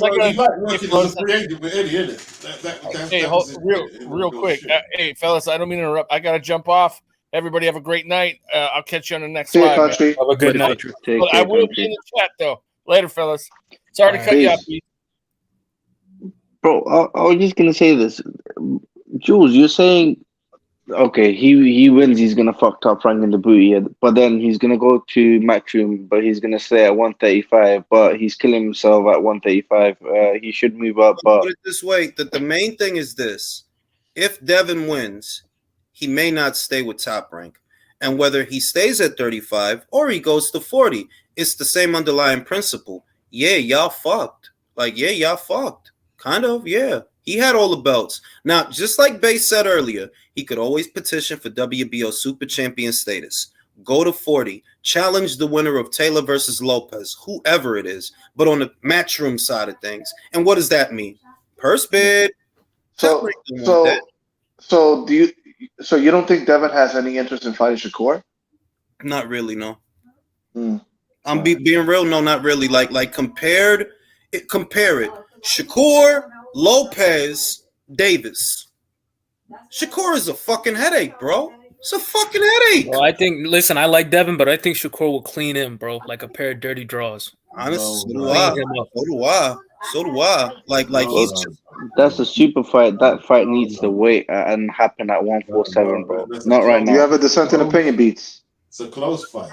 Nah, Shakur clean his shit, bro. No. Shakur I think it's competitive. Nah, no, it's not. Close fight. No, it's not. You really think so, Jules? Devin only wins 3 rounds in that fight. Nah. Devin only wins 3 rounds in that fight. Where would that fight happen? Do you really think it happen at 135? Devin be trying to do what Shakur does, except he get hurt when he do it. When you try to punch and try to show more, you be getting hit more. Shakur, he could do that same shit and still be just as slick, not getting hit. We don't know that at 135. We don't know that. Yeah. He just beat the shit out of Makachino. Oh, come on, Jesus Lord. Come on, man. Bro, when the last time you see Devin hurt he says I like Japanese fighters. I'm just joking. I want to know when the last time you seen Devin hurt somebody the way the way Shakur hurt Mochaccino. Come on, man. Mochaccino and Devin Haney, bro. Beaten, bro. He was there. to get beat. Yo, Comida Chino ain't Devin. Cambosos wasn't, and JoJo Diaz wasn't, and Linares was there to win. That guy don't have the pedigree. Them guys. He ain't got no. He got no defense. No. Come on, man. Come on. Yeah. Jack says Devin fought 2-3 southpaws in his entire career. I only know one of them, and that's JoJo. Chris Price says Shakur beats them all. That's how I feel. I feel Shakur is better with that style. Actually, Levels better. And Devin's debut, he fought a southpaw, actually. His debut, and then until the JoJo Diaz fight, did he fight another one? Who's the other one? I don't know. Probably a cab driver. Beats. Devin only wins 3 rounds, maybe 2 in that fight. Let's see, man. You know what? I'm gonna be honest. This might be a hot take. If Gervonta Davis was a little more active, I think he'd give Devin a good fight. I think he'd potentially win it too. Bro, no. Shakur versus Ortiz in the meantime. The things that Devin does, right? That I just talked about. That it's not good to do that with a volume puncher. Is Gervonta a volume puncher? No, that's what I'm saying. If he's a little more active, if he throws, he lets his hands go. I think he's a live dog in that fight. All these guys that he catch with them counters is guys that's either letting their hands go too much or they're coming after him. That's not Devin. Or guys who can't fight.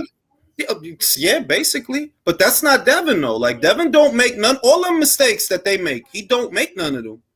So, I don't see him winning that fight. But it's not that it matters because it's not going to happen. Gervonta's about to fight Isaac Cruz again.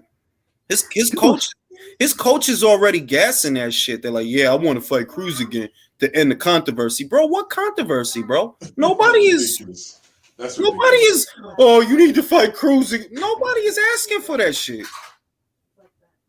Bro, I would love to see. I don't care if Tank wins every single fight he's in, but I want to see him in with somebody fucking good, bro. You're not. I want to see him with Shakur. I want to see him with Devin. I want to see him with Loma. I want to see him with Teofimo Lopez. I want to see him with fucking Taylor. I want to see him with these 140, bro. Bro, least of all now. Listen. Least of all now that the pay-per-view did as well as it did, that's only going to cause more bubble wrap because they really can't let nothing happen to him. Now he's all they got. Fucking that's facts, Jules. I went to Home Depot yesterday. They're sold out. They sold out, bro. If you go to Lowe's or Home Depot right now, there's no bubble wrap, bro. No bubble wrap. No bubble wrap. Yo, did you hear what happened with Rakim when he fought Cordina?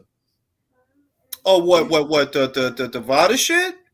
Yeah, man. He didn't get tested on the night of the fight, did he? Listen, bro. He said he couldn't walk, and he went to the hospital, and UCAD they didn't follow him to the hospital to test him. They could have done, but he done what Chavez did to Andy Lee. It's a lot of dirty motherfuckers beats. I'm gonna be real. I'm not even annoyed about that. I'm annoyed at Victor Conte, bro. Like at some point, you gotta shut the fuck up, bro. At some because that shit is getting annoying, bro. Like every 10 seconds, did Joe Cordina, bro? Like mind your fucking business. He was on Connor's ass last year, wasn't he? He was on Connor's saying that the club for being master. And you know that now people are finally starting to realize that yes, it's a matchroom bias. You literally are like it is, man. And I've been saying that they trying to make it like, oh yeah, you really like Connor. No, bro, this shit is weird. Y'all don't be giving the same guy that was dealing with fucking steroids and shit and went jail for it as well. It's the same guy. The shit with Oscar Valdez is worse than the Conor Ben shit. Because y'all motherfuckers sitting here talking about a fight that didn't happen. Oscar fight did happen. And he did test positive. And the WBC, they let him keep the belt, even though everybody know the WBC does not adhere to WADA. They adhere to VADA. And on VADA's banned list is the shit that they found in him. Did y'all strip him? No. But y'all sitting here talking about Conor Ben over a fucking fight that didn't even happen. It's a bias, bro. It's a fucking bias. Like, y'all acting like something happened to Chris. Nah, shit ain't happened to Chris. Even worse is that Chris didn't care about that shit. He was going to fight anyway. Chris was trying to extort Conor, trying to get more money out of the fight. So, when he found if it wasn't for Robert Smith and the BBBOC saying that shit, Chris would have been fighting Conor and Saudi later on this year if it wasn't for that shit. that they told him we're not gonna prove that shit. That's the only reason they not fighting. So if Chris don't care, why should I? Exactly. Crown these motherfuckers a river. For all I know, Chris is on some shit because his attitude is too blasé about that shit. Like it's almost like, yo, I ain't worried about his pets because I got mine. Well, I'll give you a better metaphor, boy. It's like fucking Chris caught his. I don't know, but I ain't gonna say it. Nah, fuck it. I ain't gonna say it. I ain't gonna say it. That shit's stupid, bro. Like, they only focus on peds. Like, think about it. When Jarrell Miller tested positive for all those peds, nobody cried a river that Top Rank signed him right away. Nobody said nothing. And they literally signed him right away, right after that shit. Yeah, literally. Nobody said nothing. Nobody gave a fuck. Motherfucking Tony Yoka missed 6 VADA.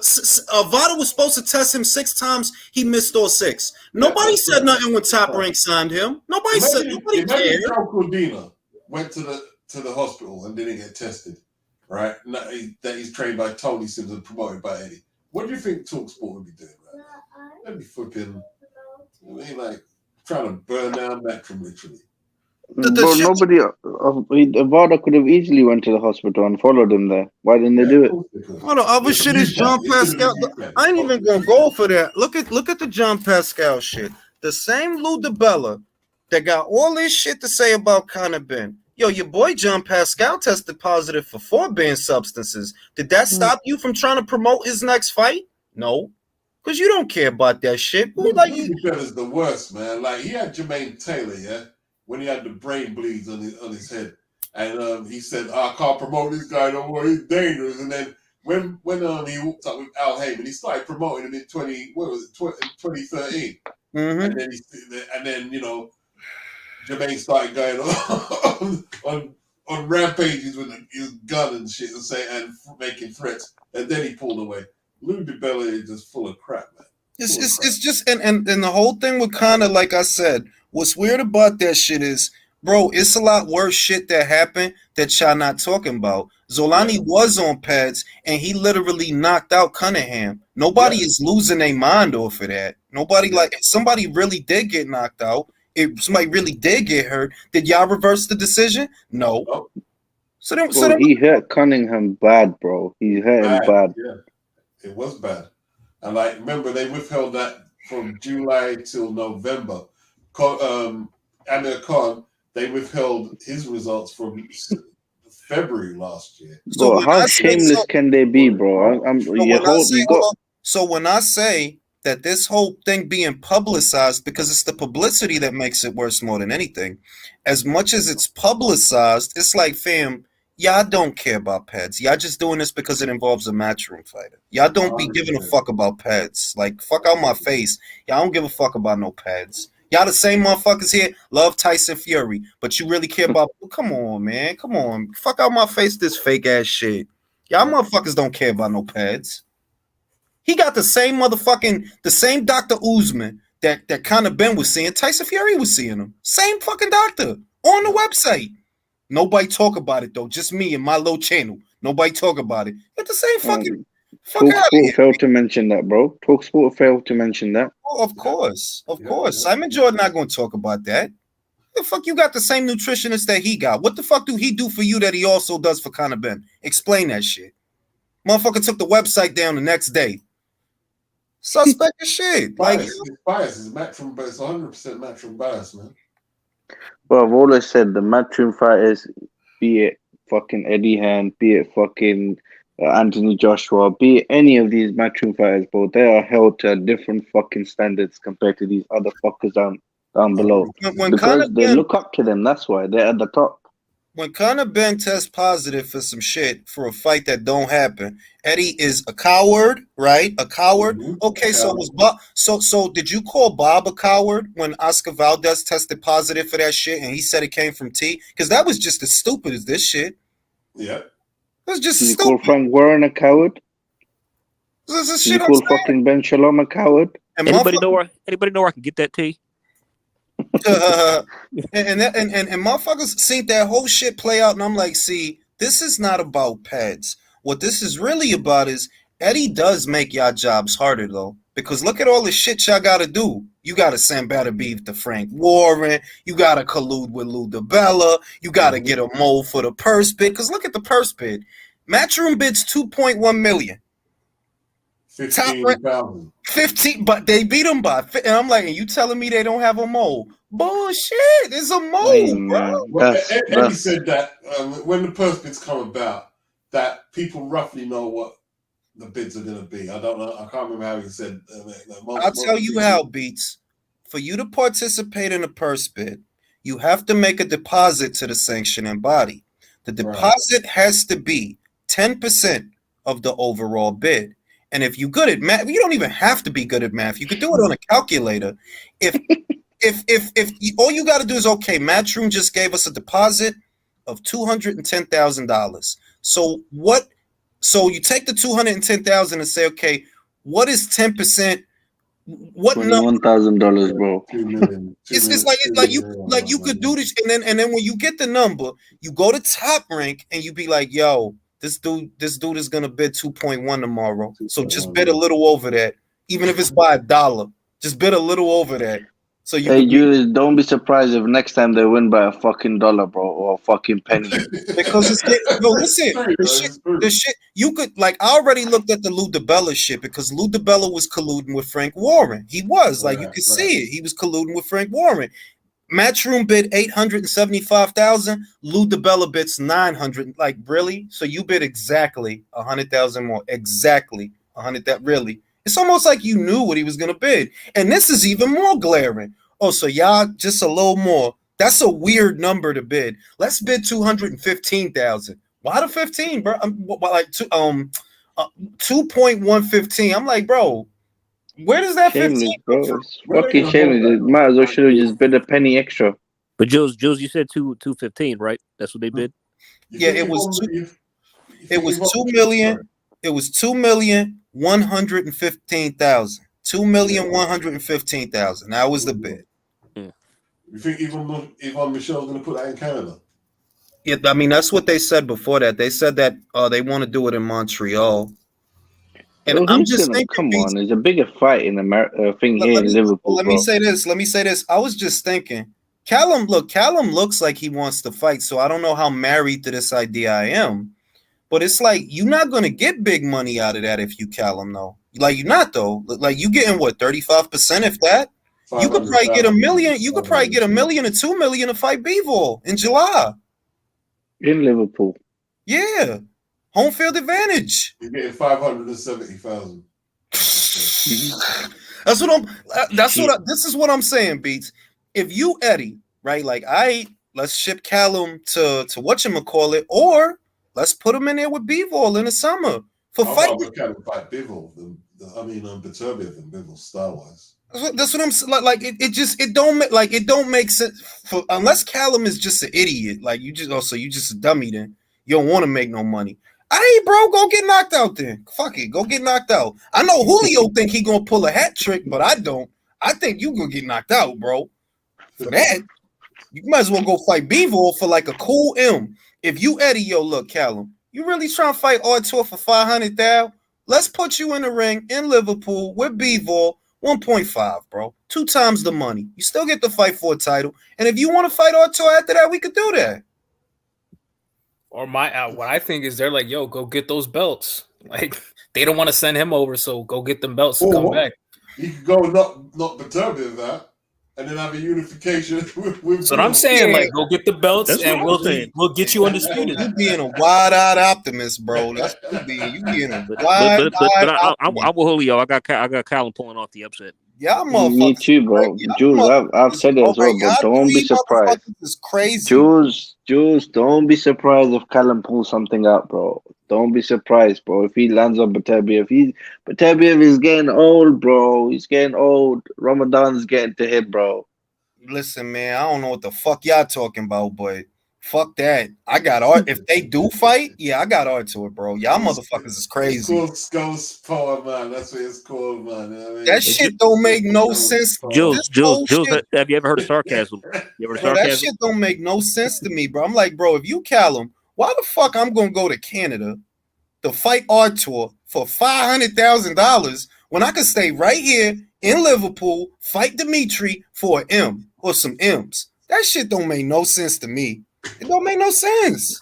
So, Jules, are you saying Callum has no chance at all with Beterbiev? I'm just saying that. Look, I ain't saying a whole lot. I'm just saying I ain't picking him. Now, if you want to pick him, you could pick him, but I'm not picking him, bro. Yeah, Do you pick him against Bevo? Because I don't. Belts, man. Nope. It's 3 belts. It's 3 belts for $500,000. Beats. I don't pick him. I don't pick him against Bevo, but I pick him against Beterbiev. Look, what does Callum get per fight? Isn't he already getting like 7 figures a fight? Is he? Yeah, but he ain't gonna come down from 7 figures. So you gonna go down to 500,000 for he's been on undercards for the past couple fights, so yeah, that is true. The French guy that was an undercard fight. His name Badalik, right? Badalik. Badalik, Matthew Badalik. He leaked him though. He did. That move don't make no sense to me. That's all I'm saying. And we know that Bivol don't have nobody to fight in the summer. He don't have nobody. They want to get him out in the summer, but to fight who? Pull him out just like you did Buatsi. Pull him out. Craig Richards again, probably a rematch. Come on, fuck out of here. Oh, dude. Craig Richards rematch. Wow. What about to Yard? Maybe Yard might fight Bivol, man. You know what? You know what, Beats? You know, I've never I never gave Yard any credit, but after Brody's like 2 back-to-back fights, or not even back-to-back, but you know, for the world title fights, I gotta give him credit. Motherfucker has heart. Yeah, I always picked him against Buatsi, bro, but now time changes, bro. You should bring Yard over to Matchroom and let Bivol fight him. I mean, in London, that'd be I heard he's fighting Joe Schmidt. Yeah, that's what I heard. I heard it. Schmidt. I like that fight. I like that fight. Chris William Smith. That's a good fight. Yard versus Smith, and you gotta like Yard's chances because Smith ain't fought since the Better Beef fight. He ain't rebounding nothing. We're coming up on a year, aren't we? I don't blame him. Yo, Damn. I wouldn't want to do that shit again either. Yeah. So I mean, shit. Like if I'm Eddie, I'm going right to Callum. Like, yo, man, what the fuck you look like fighting Artur for 500,000, B? Why don't you fight Dimitri for 1.5 mil right here in Liverpool? You ain't even got to go nowhere. You got home field advantage. Can I ask you a question? Who do you think beats Beterbiev besides Bivol? I know you're picking Bivol against Beterbiev, but all the time. Mm-hmm. You know what the shit is? Look at light heavy, right? There ain't no young guy that's coming through that shows me enough that they'll beat that guy. Not right now. Who we talking about, bro? Ben Whitaker? How many years will it be before he's ready for that fight? Oh God. Dan Aziz? Who's coming through at light heavyweight right now that showing you all this? They're like, yeah, that's Mexican monster. And Dan Aziz is only like 5 years younger than Better Beef. Mexican monster. He's old. Yeah, Dan Aziz is old. I'm surprised. He's like in his mid to early 30s, ain't he? Yeah, he's an old boy. He's an old boy. Dan Aziz is the Frank Martin. Dan Aziz is the Frank Martin of light heavyweight. Frank Martin. Like, nah, son. Nah, son. Ain't nobody. I give Khalil Cole decent odds. No, I'm kidding. I'm just playing. Nah, he looks like he could be something. Oh, the pool's not that big at 175, is it? Issues and shit, but I actually like him as a fighter. It's not even that the pool isn't that big. It's that the two guys between Dimitri and Artur, they cleaned everything up. If you think about it, they did. They both, Bivol fought Pascal and Joe Smith Jr. and Sullivan Barrera and Craig Richards. Artur Better Be fought Vosdick and Joe Smith and Marcus Brown and fucking Yard. So they took care of everything to where it's only one fight.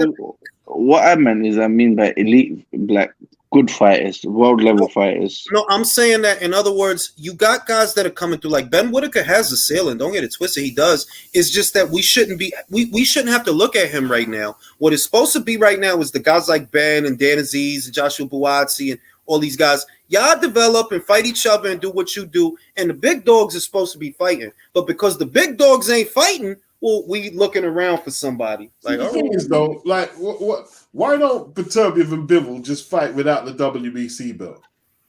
Why don't they just do that? They could. But also, just as an aside, like when it comes to Ben Whitaker, that dude actually does look talented, but they've been moving him weird. Like he hasn't fought since August. I think he did have an injury. Three. Yeah, I think he did have an injury, but yo, this dude hasn't fought since last August. You know That's what? Ben Shalom, bro. That's Ben You know what? Shalom. Fuck this fucking fat fucking WBC motherfucking fucking hippo looking Funny shit is- shithead, bro. Yeah, but you putting it on the BC, right? Put it on the BC. Artur, what are you doing to do that fight? You know y'all could do that in Russia. You know that. If you really want it. If you really want it. I don't really feel like I'm not going to front. I'm starting to look at B-Ball funny too because they said, well, the money ain't right. The money ain't right? He never talked about money as well, bro. For him, it was never about the money. All of a sudden, it's about money. Now it's about the money because that is what the fucking what Kornilov said. Like, oh, well, the money wasn't right. I dig it, bro. Canelo in September. That's what you're telling yourself, right? Canelo in September. What the fuck we gonna fight for this money when we could get that money? That's what it is. That's what it is. Possibly. I think they went, Like- bro. He's still not gonna win. Undisputed, Canelo's not gonna beat him at 175. That was disappointing to hear him say that. If I'm being honest, I mean, It's not, it ain't gonna be no undisputed at 140. It ain't gonna be one, and at 175, it ain't gonna be one. It ain't gonna happen. The sport lets us down once again. No, at 147, I'm not being optimistic. I do believe it's gonna happen because for Showtime, it has to happen. It has to. You have to do that fight. You don't have nothing. What's the other big fight you can make now? Like, okay, you did the Davis versus Garcia. You did it. It did good numbers. Now what? Yeah, if my auntie had balls, it'd be my uncle. If Spence versus Crawford doesn't happen this year, it's not happening. What do you think? I mean, yeah, but I do think it's gonna happen. I do. Oh, you got your hopes up again? You got your hopes up? It's not hopes. It's not hopes. It's a survival argument, bro. It's survival. Yeah. Y'all gotta do that. Y'all gotta do that. Like, look, Top Rank is cool, bro, because they got youngsters like Shakur that on regular ESPN, you don't even need a pay-per-view. On regular ESPN, he could bring you $1 million because he does. He does good at the gate. He sold over 10,000 tickets in New Jersey. They got young guys like that. Motherfucking Jared Anderson. He bought the headliners. He about to start headlining, all right? So they cool. They are cool. Matchroom is cool. Y'all motherfuckers is the ones that got to show Showtime why we should stay in boxing. Bro, isn't it so funny how they just fucking brush the whole Keith Thurman fight under the fucking rug, bro? There's Keith Thurman ain't saying a word. They were about to do it at 154, but then they weren't gonna do it. Now, fuck knows, bro. What the fuck is going on?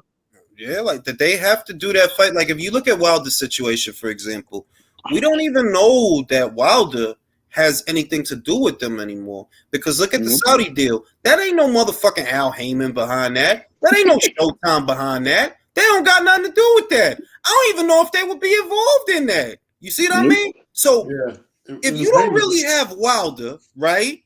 A lot of your other guys, how many of these guys is inactive, bro? Somebody literally posted a list of all the fighters they got that ain't fought in a year or better. It's like fucking 12, 15 guys. Yo, like one of the things you said that really like stuck with me was that if you look at all their flagship fighters for when they first arrived on the scene and they had all that money behind them, literally every single one of them has eaten shit when it comes to being like an attraction. Derivchenko, Like, look at what are the seeds of their like harvest? Like, I mean, or the fruits of their harvest? Like, fucking Rolly Romero getting a title shot. What's weird is the one fighter that y'all know I don't like Javante, but he's right now. He is what you got because the other guys that you was throwing crazy money at him, like Thurman and the Charlos, and just this whole thing of guys, and don't forget some of them retired too, like Peter Quillen. Like, bro, why y'all paying this dude all this money to fight Danny Jacobs in Brooklyn so he could swerve Korobov? Y'all corny as shit. Y'all should have y'all corny as shit. Like really, y'all. I mean, what happened to Peter Quillen? He retired, bro. After he lost to Angulo, I think he fought Alfredo Angulo. I think that was the fight, and Alfredo whooped his ass. Derivchenko and what's his name? Jaime. They're fighting on the zone. I think Al Heyman planted the weed in Wilder's car, man, because he was abandoning him for the Saudi. You know, for a Jaime fight, it's not horrible. I'm not gonna watch it, but for a Jaime. I'm not surprised. I'm gonna watch. No, I'm gonna watch it because I know that it'll be entertaining. But it's just like, yo, you another one that your career is just like, what is your career about? You Like, literally keep scraping the bottom of the barrel every fight you have. Now, Like literally. That guy, he can retire, bro. I don't care, bro. you know what's weird? He probably going. I'm telling y'all, he probably going to turn out to be the next cash cow of boxing. Oh, Jaime? Because he's so shameless. Because he's so shameless that the right fight is going to come around and he's going to have it, and then he going to pop. Because they don't give no fucks, bro. This dude fought Gabe Rosado not that long ago, bro. Like, they don't give no fucks. They shameless with it. That's true. That's true. I'm just like, yo, the right fight, all it's going to take is for the right fight for him. Like, just imagine, for example, right? The right fight could be Edgar Berlanga. Could be, Mexico versus Puerto Rico. And if he fucked that guy up, he in the shit. Without no belt, but he in the shit. The right fight, yo. Beats, do you think, what's it called? Al Heyman called the feds on Wilder? Yeah, man. Al Heyman planted the weed in his car, man. I mean, said, you ain't getting no Saudi money. Remember, he screwed up the DAZN deal. He could really fuck up that deal with that, because if they hit him with some shit, he can't travel, Beats. Yeah. Fellas, I think Tyson Fury set him up. I mean, that's what he's behind this. That's what I think. Tyson Fury said that AJ has a tool, so not being real, like, yo, if this shit goes sideways, that's California, bro. That's not one of them states where they let you rock. They gun laws, only place that got worse gun laws than them is New York. Yep. You got to keep that shit in the trunk out here in Cali. You got to keep that shit in the trunk. Like, they ain't gonna give a fuck about the weed, man. They ain't gonna care about, even though it was Smokey. Shout out to Smokey. He said it. Bro, how you gonna pass a VADA test if you out here smoking weed? Jules, the cops smoke weed themselves out here. I've seen it. That's cool in California, but for VADA, what is VADA gonna say if they find bud in your shit? What is they gonna say? Nothing. You're talking about AJ ducked in Wilder. Wilder never wanted to fight that guy. Never. Never. No, it's a business. It's a business. That's how, like, bro, what you like? I ain't even gonna hold him, because you know what? It is LA. PB&J did get popped. Vin Diesel Triple X Tentacion got popped. People do get murked. That's the reality. And yeah, like, motherfuckers get popped. Nipsey Hussle got popped. I get it, but it's like, fam, to get a bodyguard. It's LA, bro. That's literally a whole industry over there because of all the celebrities and shit. If you that squirrely going to LA, get a bodyguard. How do you bring him out of the country do his own security, bro? You know what I mean? Well, I hope it was worth it then. I hope it was worth it. He said it himself. It's better. What did he tweet? It's better safe than sorry. Yeah, better safe than sorry. But also, where are you going that you need that? Like, I agree. I agree. Listen, if Deontay fucks this up, even if he doesn't fuck this up, I know Tyson Fury is gonna find a way to fuck this up, bro. Dude, Michael, he planted the gun. I'm telling you. Fury according to Eddie, Wilder is down. Like, Wilder is down. I know Wilder's AJ is down, but Fury already ducked Usyk. Why would he? Heyman is not down. I already told y'all that. One, I think that Fury's plan is, I believe Fury wants AJ in December. That's what I think. Nah, I don't think. You know what? So there might be truth to what Fury has been talking about AJ sexually, because the Saudis don't appreciate that kind of stuff, and that's how he's trying to get out of the fight. No, on some real shit. You really think he would have fought Usyk before fighting AJ? No. Nah. I don't. In his mind, AJ is the low-hanging fruit. So he gonna jeopardize the AJ fight with the Usyk fight? Yeah, but even if he loses the AJ, that's still a big ass fight. I think it's just no offense to the fucking gypsies, but bro, this Tyson Fury, he's a fucking gypsy, bro. This guy knows how to get. Me and no shit saying that shit. I really hope no one's getting their hopes up for that card. Have a gang of trailers lined up on my shit because of some shit. So what are you talking about, the gypsy? You fucking heard of him. Too good. It's too good to be Come true. out here. All these motherfuckers with overbites is gonna come out here. Hey, dude, the gypsies are crazy, bro. Hey, in Nizen, like I think Northwest side, bro, they have a Wilder fucking ain't camper gonna van. get to that bag. You can see the omens are there already. He ain't gonna get to the bag. Bro, that shit is a felony. That shit is a felony. It is. I don't know. Like the shit. Look, because he has priors. That's the problem. He has. It's not like he never did nothing. He has a prior record. He's so smart. Did he get in trouble for domestic abuse a while back? Yes, bro. Yeah, that's what I'm saying. If yeah. it was a first offense, then they maybe depending on the situation, the judge might be lenient and say, "Look, it's your first offense. We're gonna hit you with a misdemeanor. We'll hit you with a misdemeanor." But the judge has an option to hit him with a felony, and if they hit him with a felony, 2 years, bro, 2 to 3 years. Bro, you never know the Saudi will come into the judge's pockets, bro. You will shut the fuck up. The fucking prince himself better come to the court then. Them Californians, man. He needs to hire Tank's lawyer, the guy who's kept Tank out of jail for all this long. I talked about the shit in the fucking video out there. After the Giants won the Super Bowl, one of the guys, Plaxico Bird, right, in New York, he shot himself in the leg. And they still gave him 2 years because of that shit. He still gave him 2 years. What, for attempted murder? There's like a food reviewer from North Carolina. He went up there in New York with like a concealed carry gun, and he didn't know like the laws up there. And that dude said he made a video like, "Yo, I might be facing jail time because of that shit." I'm trying to tell you, bro. All because he wanted to eat food on camera. I'm trying to tell you, bro. So in California, that is, it's a Democrat. Like let's be real, it's a Democratic state. It is. They Democrats over there. Yo, you can't be walking around with no hammer, bro. Like, nah, son. They might try to make an example out of you, bro. So you may have. I hope not. But yeah, there's a chance you fucked up that bag. There is a real chance. My question is, how the fuck did you get that in LA? Did you drive there? No, see, like where I'm at, for example, right? It's very easy to purchase a firearm where I'm at. I'm in the country. Wilder, he lived further south than I do. So getting a firearm where he from is easy, and the laws are just more lenient. California is not like that, bro. Nah, son, you could be going over there with no hammer. You bugging. No, that's what my question is. What did he fly there? Did he drive to LA? How the fuck did he take? He probably drove over there. Or worse. Because now I'm thinking, yo, unless you drove over there, where did you get that hammer from? Exactly. That was my question. Yo, this dude is an idiot, bro. This dude is just an idiot. Bro, this guy, I know he can't. I mean, he was never the sharpest tool in the shed. I mean, let's be did he take a private jet there? Bro. He can afford a bodyguard, bro. But that's the point I made, Michael. I'm like, I don't even knock him. Like, he can afford 3. It's a lot of guys that's getting hit. So I like, realistically, yeah, I do understand. It's a lot of guys that's getting got.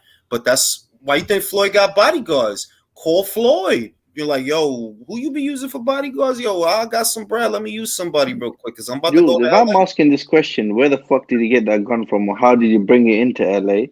What, you think the courts are not gonna ask him? That's what I'm saying. Like, bro, you didn't get on a plane with that shit. Of course not. So where the fuck did you get that from? You know he's gonna snitch. He's gonna snitch. Say it was Al Heyman gave it to me. You're gonna rat out, bro. Rider of the Storm says, I'm Mexican and I can't stand Munguia. His career is parallel to Tank's. KOD level fighters claiming he's the best. Yo, do Mexicans claim Jaime? They do. He does good gates, believe it or not. Why? I don't know, bro. Will says, talk about shooting yourself in the foot. Yo, Wilder's a bozo. Bro, the other shit is this, though. The other shit is this, right? If you in town for BI, how the fuck, like you in town for business, right? Bro, what you so worried about, bro? What you so worried about? And I said this yesterday, as Deontay Wilder's #1 hater, I hope they give him life. I don't give a fuck. Yeah, but you know what else is? Let me say this though. This is what's fucked up, and it kind of dawned on me. You know, a Brad Pitt, they don't got to walk around with security worrying about shit like that because they don't really get robbed. If you think about it, they live in gated communities. No, but still, Wilder was in Hollywood, bro. He wasn't. He wasn't on Crenshaw. Hollywood, not Beverly Hills, though. Like, He was probably at the strip. Yeah, but Look, don't Jay those guys is in have Cali. bodyguards, though? Jay is in Cali. You tell me, Jay, is there like fucked up parts of Hollywood like that? They're like, nah, you don't want to be over there, yo. To my knowledge, maybe yes. I'm not really familiar with Hollywood, but there are certain subsets. The way the east side of Hollywood, from what They I've say heard. the Jack Boys like are down there, and they like follow people they think have a lot of money. That's what happened to Pop Smoke. That's true. What happened? Oh yeah, by the way, when he mentioned the food dude, there was dude Chom Chom. You know what's so crazy? He flew with his hammer. He checked it in at the airport and picked it up from the airport. That video, like I couldn't stop. Like no, like it kept getting progressively worse every single time. Because I know like the gun laws up there are different. Because I'm in North Carolina, so. Oh, you ain't far away, bro. Shit. My bad, Jules. I got Yeah, a Miss call. My Charlotte. bad. I was just saying I'm not familiar with Hollywood, but there are No, certain no, subsets it's that you should be around. So, you know. But like, then you know, Julio, that the gun laws around this way ain't shit, bro. More like, especially like where Wilder's from, like Alabama. Like, bro, you go to fucking the dollar store and find an AK-47 up there. Nah, it ain't that damn. Like, It ain't even a dollar store. Listen, Damn. coming blue, motherfucker be going down the alley and shit. Like yeah, Tuscaloosa, Alabama. Oh, that's gun country right there, bro. That is gun country. All right. Horrible, boy. Birmingham is horrible. I'm saying, Home of the inbreds. but I will Nah, also say, and I say this as an American citizen, the states where you are allowed to carry or where it's easier to get access to a gun, there are less shootouts. I know because I've lived in both. I lived in a major city. I've lived in major cities. Yeah, there's more shootouts in the states that have strict gun laws than ones like this one. Like, nah, it don't. Motherfuckers don't be getting shot like that out here. Now back home, yeah, motherfuckers get shot a lot. A lot. Everybody knows, bro. Everybody's carrying. That's why everybody's carrying. We chilling over here, bro. Y'all niggas crazy over there, bro. Bro, I'm going to Canada with you, bro. I'm about to be in Quebec.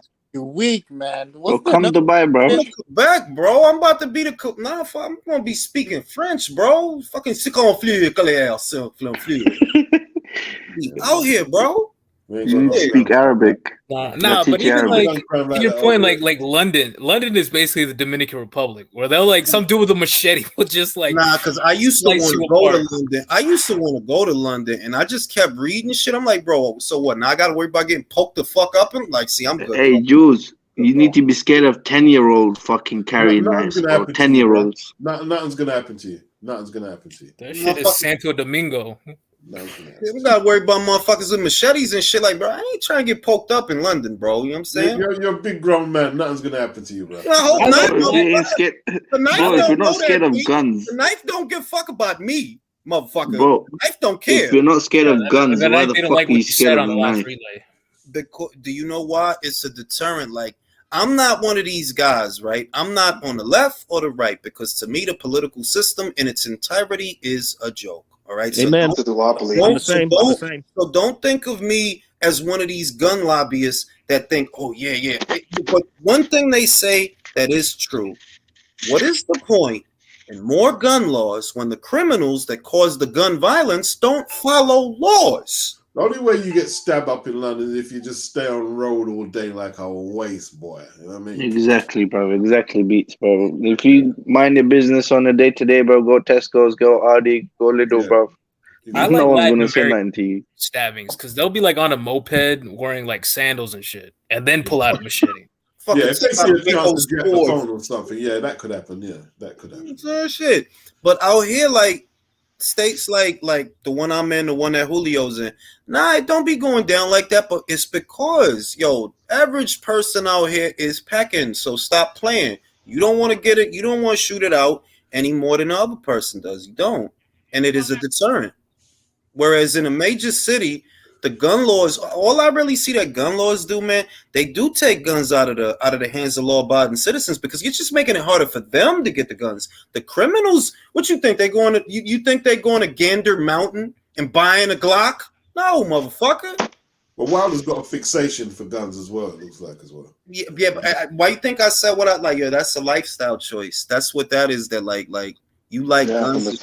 I mean, you can't even buy bullets and ammunition because the Walmart next to me that's like a few blocks away. You can just go over there and buy like any type of bullet you want, like 9 mils. But now you can't even do that no more either.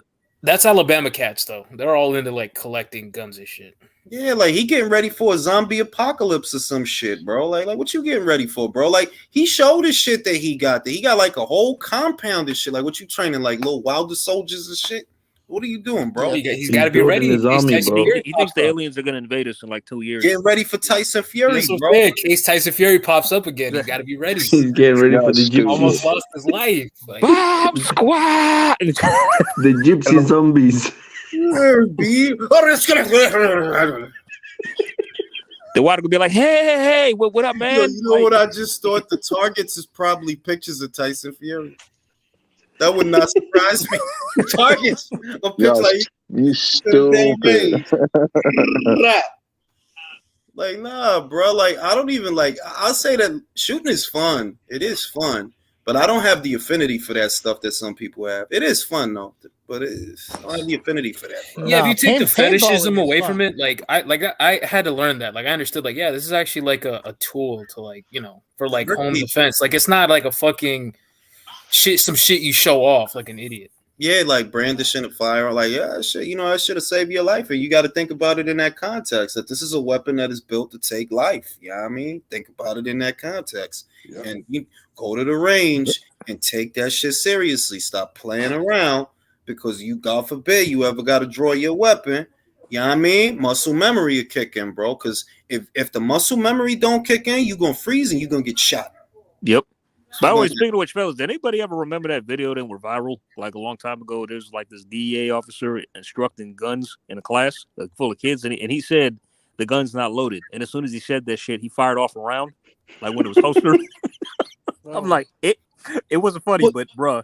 But like, that tell you that he don't practice basic gun safety, because like it's like it literally sounds like what it's basic gun safety. Check the chamber, check the magazine. Check that shit. Check that shit. Check the mag, check the chamber, make sure there's not a round. Well, I'm there. sorry, you know that's why that shit with Alec Baldwin blows my mind. Like, I'm like, how does a live round find its way onto a movie set? Explain it to me. Yeah, that shit's. I mean, like, who's checking the fucking weapon? Who's checking the guns? For guys, bro, and that poor lady, she got shot in the stomach, bro. That's a slow death.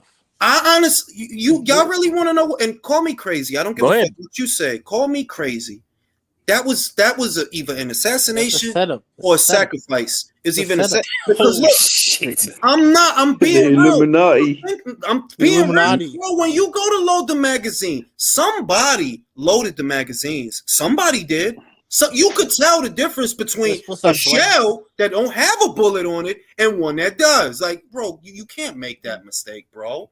You telling me that the whole movie set don't know the difference between blanks and live rounds? The whole movie set. Nah, come on, B. Ain't nobody dumb out here. What if he tells the judge, like, yo, I was method acting, my bad. Like, I was just too in character. That's fucked up. Wait, are you guys talking about Alec Baldwin or Brandon Lee? Yeah, so that's how Brandon Lee went. It's the same, bro. It's the same with that. And the Brandon Lee shit makes it worse, because you figure with what happened to Brandon Lee, you would think there would be more of an emphasis on the movie set for gun safety. That somebody loaded these magazines. Somebody's bringing the ammunition on set, and there's no way you're going to confuse a live round with a dummy. Hey, Jules, I'll explain it to you real quick. I read the articles that explain what happened. So pretty much Alec Baldwin is a prick, first of all. He was overworking everybody. He was in charge of production. The people who were in charge of keeping alive with the fake, they had it in the same cabinet next to each other. So I'm telling you, it was just a clusterfuck waiting to happen. Bro, because I'm telling you, but even with that, Will, I'm saying whoever loaded the magazine, or whoever, I don't know what kind of gun it was. I don't know if it was a revolver or a more modern pistol or whatever. I'm saying somebody loaded the gun, bro. Somebody loaded the magazine, or somebody loaded the revolver. You're not going to confuse a live round with a dummy. Bro, we're talking about sacrifice to the Satan. Bro, we're talking about Hollywood. Whenever they make a poster, they always have the bullet in the casing when it's fired. Like, they have no common sense They have no common sense when it comes to guns. I've noticed that over time. Like, these guys don't know shit when it comes to firearms. So I tell you, that was the Illuminati sacrification. Anyway, talking of idiots, there are some idiots out there that think Wilder would knock out Anthony Joshua in the first, second round. Man, he ain't. Man, look, man, that motherfucker probably gonna be in the clink by the end of this year. He gonna be in the clink. I'm not gonna lie though. AJ better get out this summer. I was actually like, he has some work to do. Like, no bullshit. Yeah, I mean, yeah, but irrespective of that, it's like, yo, all this bullshit, like Thomas Hauser.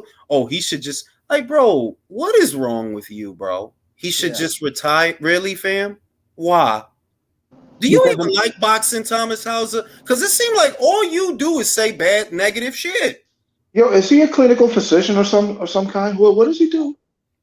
Thomas Hauser was the one who was on Floyd's nuts. Do you remember Thomas Hauser? He wrote the Ali biography, and he's been living off that for decades. But it's just like, bro, like, why would you say that about Joshua? Like, write that profile against someone who really deserves that shit. Now, like, I'm not who's gonna lie. past their prime and still fighting and still getting hit.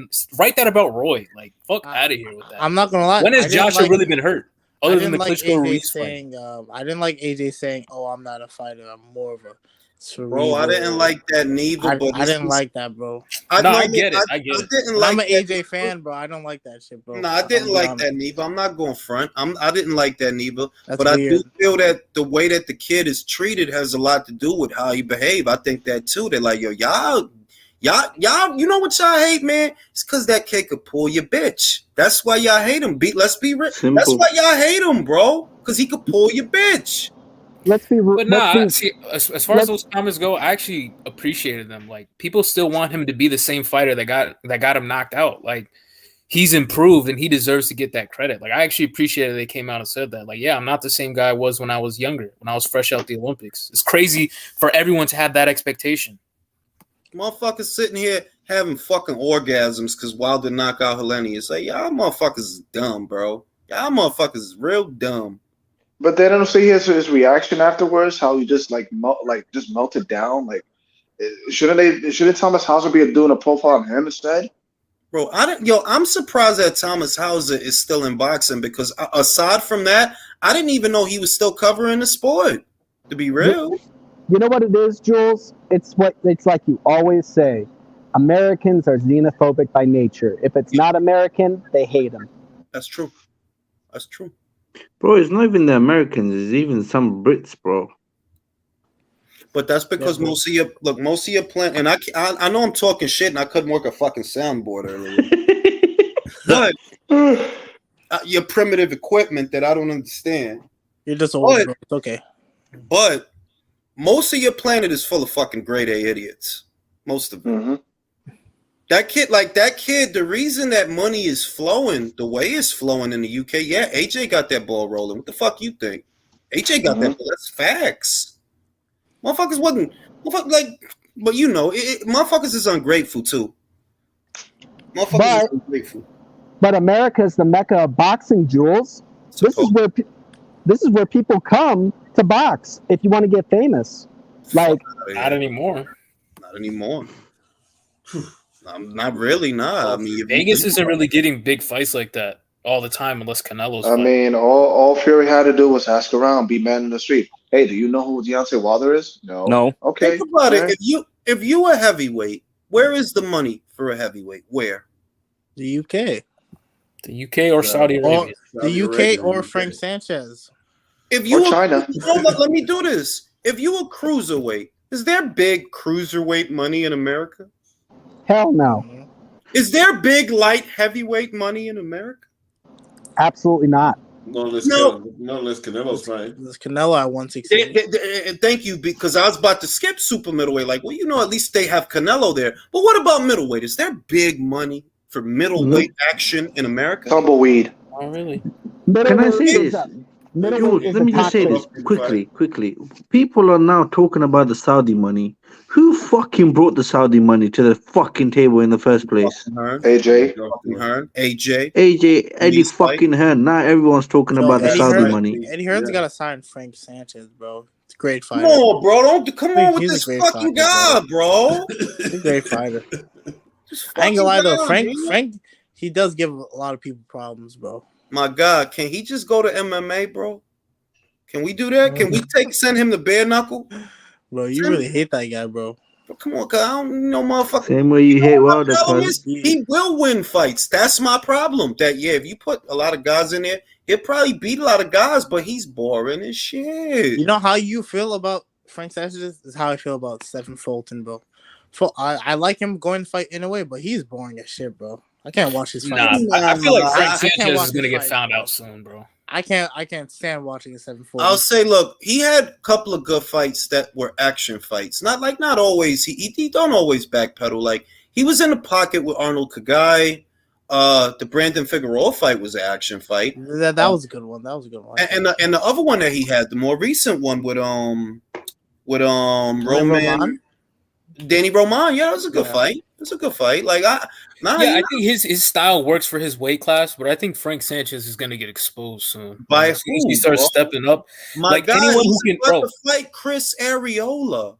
See, yeah, that's what I'm saying. But I'm saying like if he ever steps up to like a real competition, like anyone who can cut off the ring is gonna end up fucking him up. I'm gonna be honest. He's not gonna fight nobody, bro. He's probably gonna retire undefeated because there's nobody over there for him to fight. Think of the guys that could, just the interesting guys. Fuck beating them, but just the interesting guys. They are everywhere but the PBC. There's nobody over there. Even Adam Kopnowski ain't over there no more. Isn't he an Al Heyman fighter too? Yeah. Yeah. So what the hell makes you guys think that he's going to be fighting in the next 2 years exactly? He's not going to fight, bro. And good that he ain't going to fight because I don't want him to fight, man. Get that motherfucker out of here, bro. They might not have a choice soon but to like send him out, so we'll see. Well, they're not. The thing is, the reason I say this is because he's not going the sanctioning body route, at least not by what I'm seeing. He's fighting these guys that these are nobodies. And then you about to fight Areola. And what is that a segue to? What is it, WBC title? No, it's not. You, at this point, you just getting out to be getting out, So it's a segue to get Al Heyman more money. That's all. He ain't gonna get no money with no Frankie Sanchez, bro. Tell you that shit. Yeah, he will. Nah, look, if you want like a interesting Cuban heavyweight, check out Lenier Perro. He looks like he can be a good like heavyweight, Cuban heavyweight. The fans win when Frank Sanchez fights, bro. You gotta stop. Insomniacs win. No, they lose. Bro, just people need to fucking remember, and all these motherfuckers, all the heavyweights are making money because of AJ. They're getting 400 fucking million because of AJ. That is true, though. This whole Saudi money shit started with the Joshua versus Ruiz rematch. That's where it started. How much was that site fee? The Saudis went to Matchroom. He went to Eddie Hearn, not to Bob Arum, not to fucking Frank, not to fucking any of these Al Heyman. They went to Eddie Hearn because they know he's the fucking man in boxing. Yeah, he was the rising tide that lifted all the ships, all boats.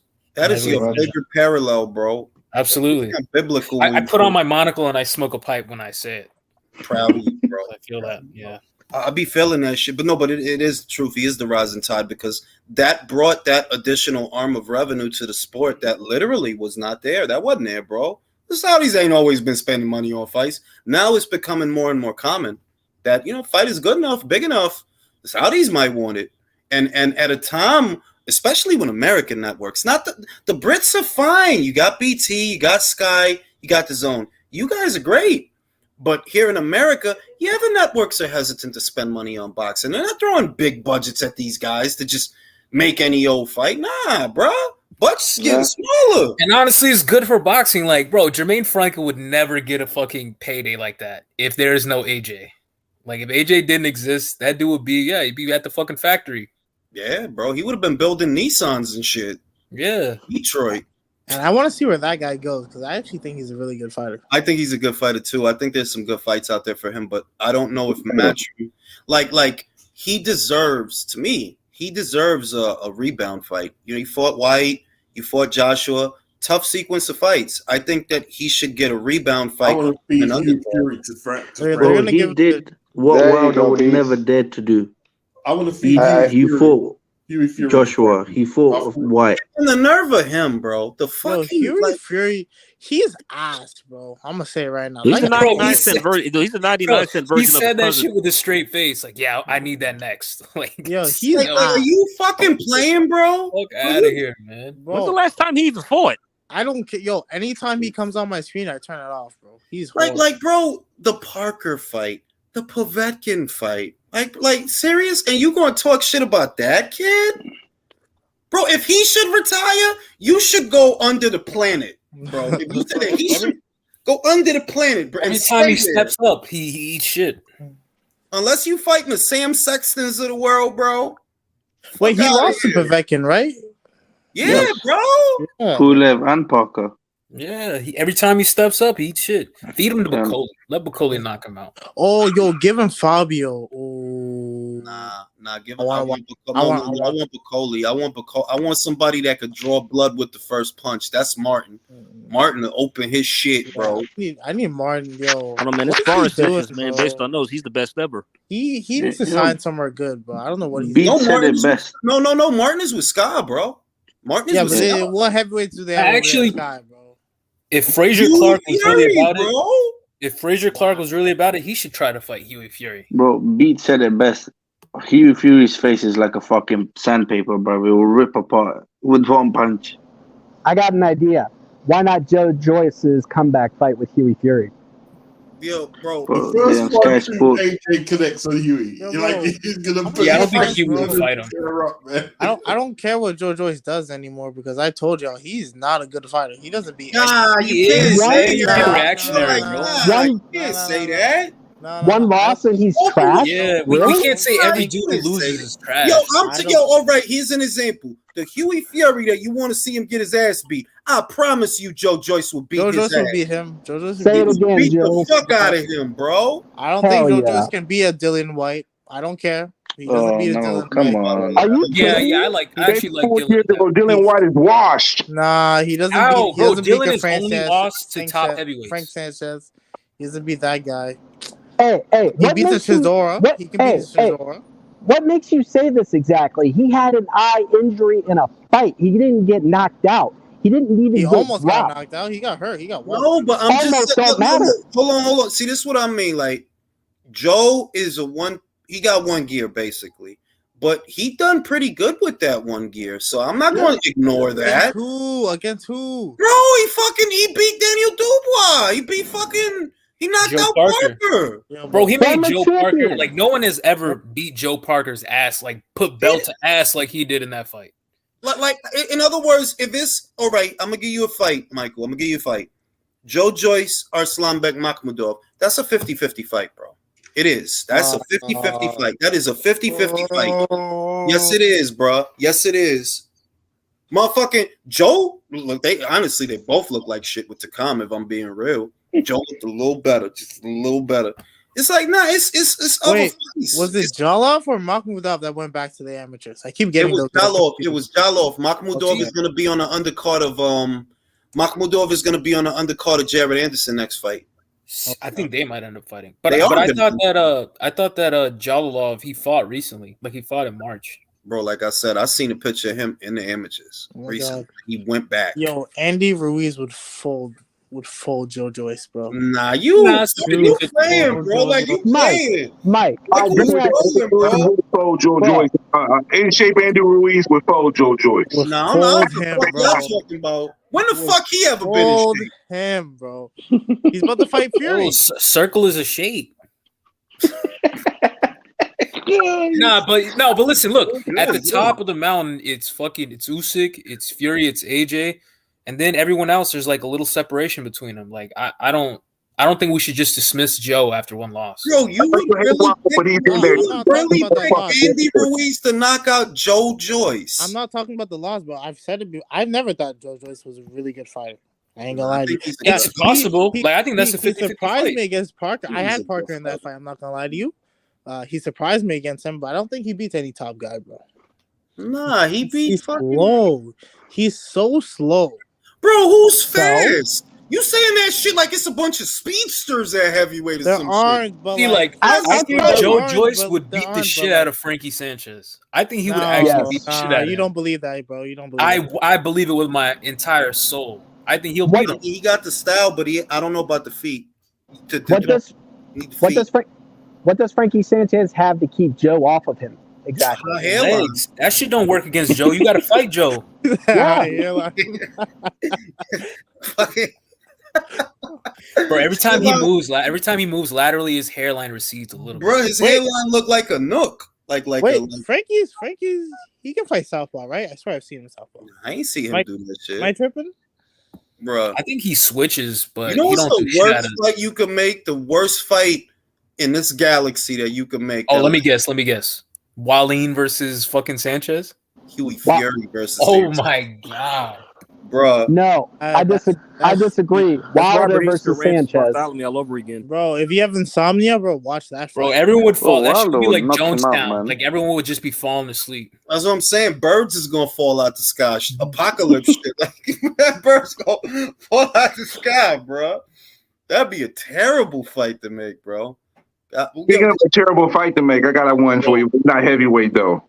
Sandor Martin versus Devin Haney. Oh my god! Stylistically, that's a boring ass fight. That's a terrible fight. That's horrible. That's a terrible fight, though. That might be worse than watch. That's a terrible fight. That might be worse than Fury Klitschko, maybe. Yeah, bro. Fury Sanchez, don't worry, bro. Ben Shalom is on it. Fury Sanchez, he'll deliver. Why are we talking about Frankie Sanchez all the time? He's like an easy punching bag. Sandor's gonna get blackballed, man. After that, he is. TO fight, he get blackballed. I think he's gonna end up going to welter. Yo, why did Matchroom not ever sign Frank Sanchez? Like, I just Michael. He was on a couple of their cards. I'm just asking. Michael, do you want to get blocked off this channel, bro? Leave it. You so much Frankie Sanchez guy, bro. Like, you know he going back to Eddie Reynoso too, right? Yeah, bro, they're all leaving Joe Goose. Bro, does That's he crazy. That was quick.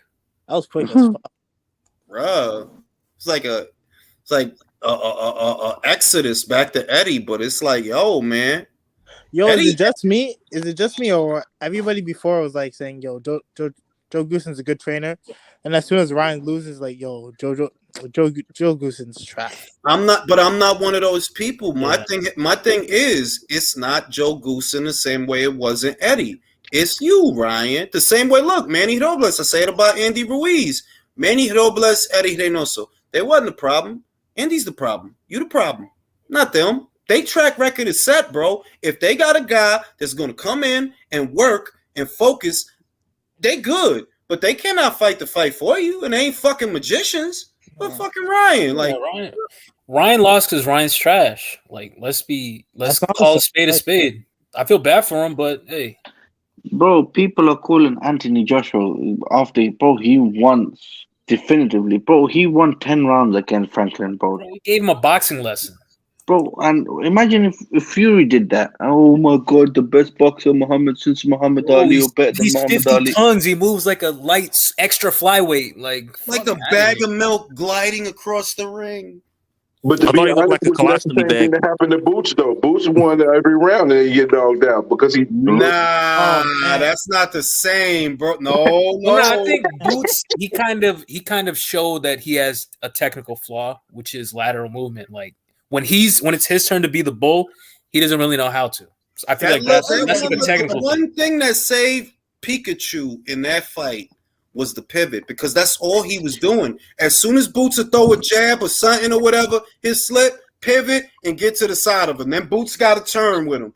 That's what was fucking Boots up, that pivot. It's like, yo, dog, if pivots bother you, don't sell me this bullshit that he knocks out Bud, because when you go to turn, you know what's going to happen? A hook is going to find your face. 100%. Yeah, I think with him, it's like more of like he showed like a technical weakness that I think people will try to implement against him. Whereas, bro, Joshua like boxed relatively perfectly for 12 rounds. Like, I don't know why. I'm still like, befuddled at. You know what this shit is? I know what it is. They see how big he is, right? Because he's swollen, he kegged, and they pause. You're right. And they don't expect it to be a finesse fight. So that's why they keep downplaying them, that like, oh, you supposed to be this big old strong guy, but you out here, what in their mind, pussyfooting around. Well, you should be a big dummy like Wilder then, right? Yeah, and then they were like the media was already shitting on AJ, whereas with Boots, he's the next Roy Jones. Scott is like, oh, he's like Pretty Boy Floyd talented. He Bro, Sugar Ray listen, Robinson Jones Jr., bro. They Julius, already had boots like, bro, boots to beat Goku, bro. Easy. 10 rounds. Body shot. bro, he went back to back with Usyk, bro. One of the fucking greatest boxers since, bro. The greatest movement. And he was not like he got fucking smoked or thing, bro. Bro, he did well. He did well. I'll tell you what. I don't think put anyone in there not gonna do that. Ever since Bozy let that shit out, all that boot shit slowed down, didn't it? Yeah, you don't even hear about Boots no more. I mean, why did he do that? I just would have kept my mouth shut if I was. Because that shit sounded good in his head, Jay. That's why. Shit he let it slip out. He let that shit slip out. Now, all that, yeah, man. Boots beat Optimus Prime, bro. Body shot.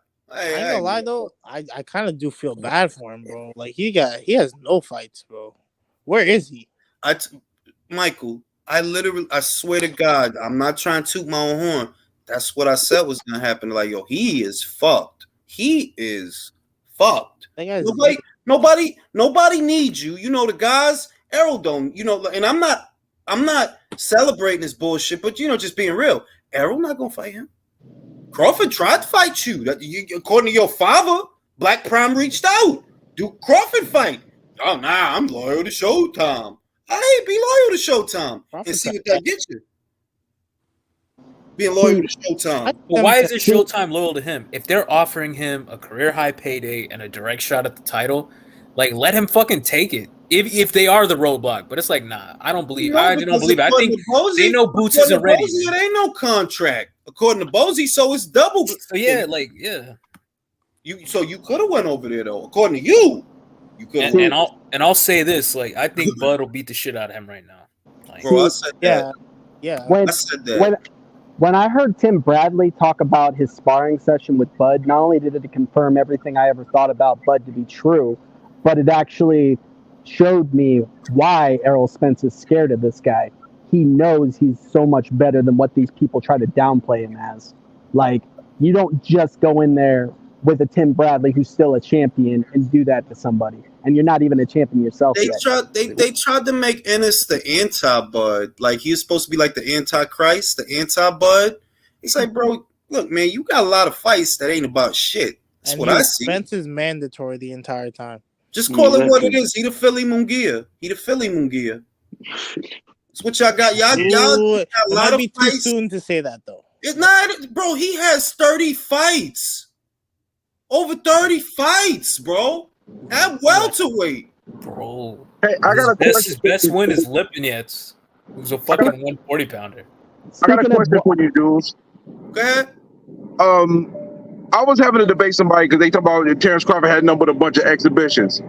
Before Terrence Crawford re-signed his deal with Top Rank, didn't he have 3 fights from 135 to 140 with PBC fighters, and one was an undefeated PBC fighter?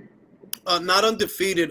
He fought John Molina, the journeyman. He beat the shit out of him real great. But he also fought a hot potato. He fought a hot potato that the PBC guys didn't want in Felix Diaz, the gold medalist. Nobody. He beat the shit out of him. And this is why I don't like arguing, because either y'all wasn't watching boxing when this happened, or you being obtuse. Nobody wanted nothing to do with no motherfucking Felix Diaz. He was a hot potato, high risk, low reward. He said he kept calling out Bud. All right, come over. Came over, got the shit beat out of him. Ain't been the same since. Bro, Postal was the guy at 142 when Bud fought him.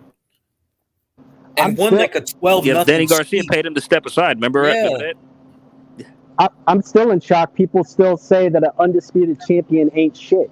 Like, this guy literally was undisputed, but he ain't shit. He had the weakest undisputed run. Shut the fuck I'm not going to lose brains. I don't even get it. I literally do not have those. Like, bro, I'm not having those debates no more, because something tells me they are going to fight this year. That's what my gut tells me. Listen, don't fight, and the booze hound going to fall. I didn't have my hopes up, but then, Alex Rocha was mandatory, and he has a scheduled fight. So that means, Crawford would have to be fighting Spence. Fucking Keith Thurman was the Mando next. He was fighting for a 147 belt at 154, and that was swept under the rug. Nobody said a word since. Well, like, I ain't gonna be sitting here talking to the Spence fans and having the same. I'm like, I'm over it, bro. If they don't fight, then they don't fight. I believe they are gonna fight, but I'm done arguing about that shit. Like, man, get the fuck out my fucking Errol Spence.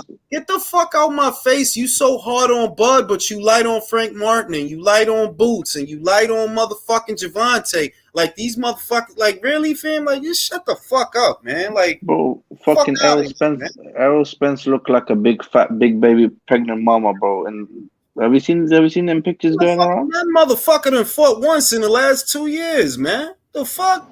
The fuck out my face, man. And that's the excuse they have. If Bud beats him, that's the excuse. Oh, he's out of shape. He's out of the ring for so long. As long as that motherfucker get knocked out, I don't care, because I'm posting that shit everywhere. I might get it tattooed to my forehead. So every time you see me, you got to see that shit. Have you heard anything about it? About the fight? Nothing new.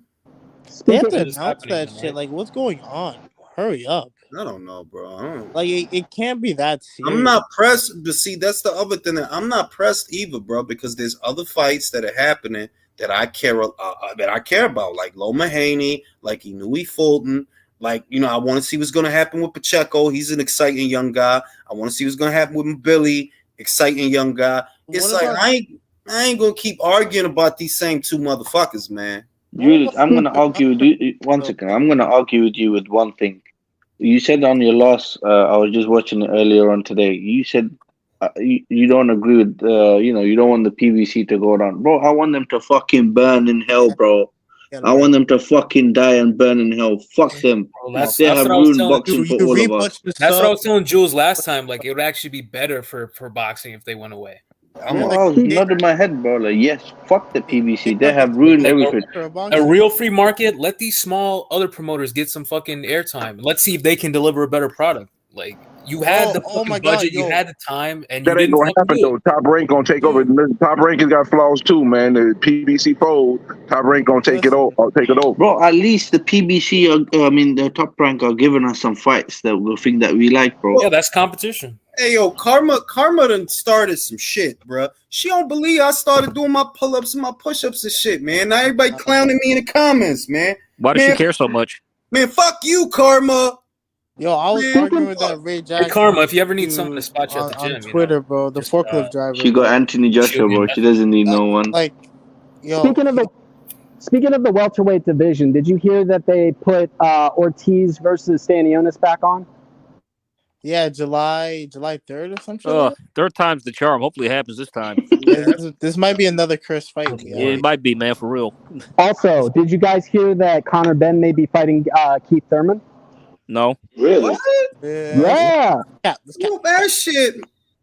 I mean, look, like if he look. I'm gonna be real. Look. Keith Thurman might get beat up. I'm not gonna lie.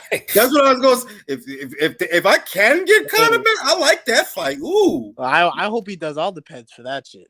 Yeah, I'll pay for that shit. Fuck, man. Bro, what if Keith Thurman comes back with a full head of hair? Like, yeah, you're definitely pissing hot. He gets that Floyd Mayweather transplant, bro. Come back with the Soul Glow joint. He has like Samson hair. Like, let's Soul Glow. Then come back with the Vegeta hairline, bro. So yeah, is that a legit rumor? Like, that's crazy. Yeah, man, I shared it on Twitter. Twitter. But you do have to figure. Look, just playing devil's advocate. Keith Thurman is not going to fight any old body. Like, I think we all know that by now. That he's not just going to fight any old body. He's going to fight for some money. You know, it's going to take some money to get him in the ring. So if it is true that they're working on Spence versus Crawford, well, Thurman, what the fuck you going to do, bro? You going to let them feed you the boots? No. Who's going to pay him the money he wants?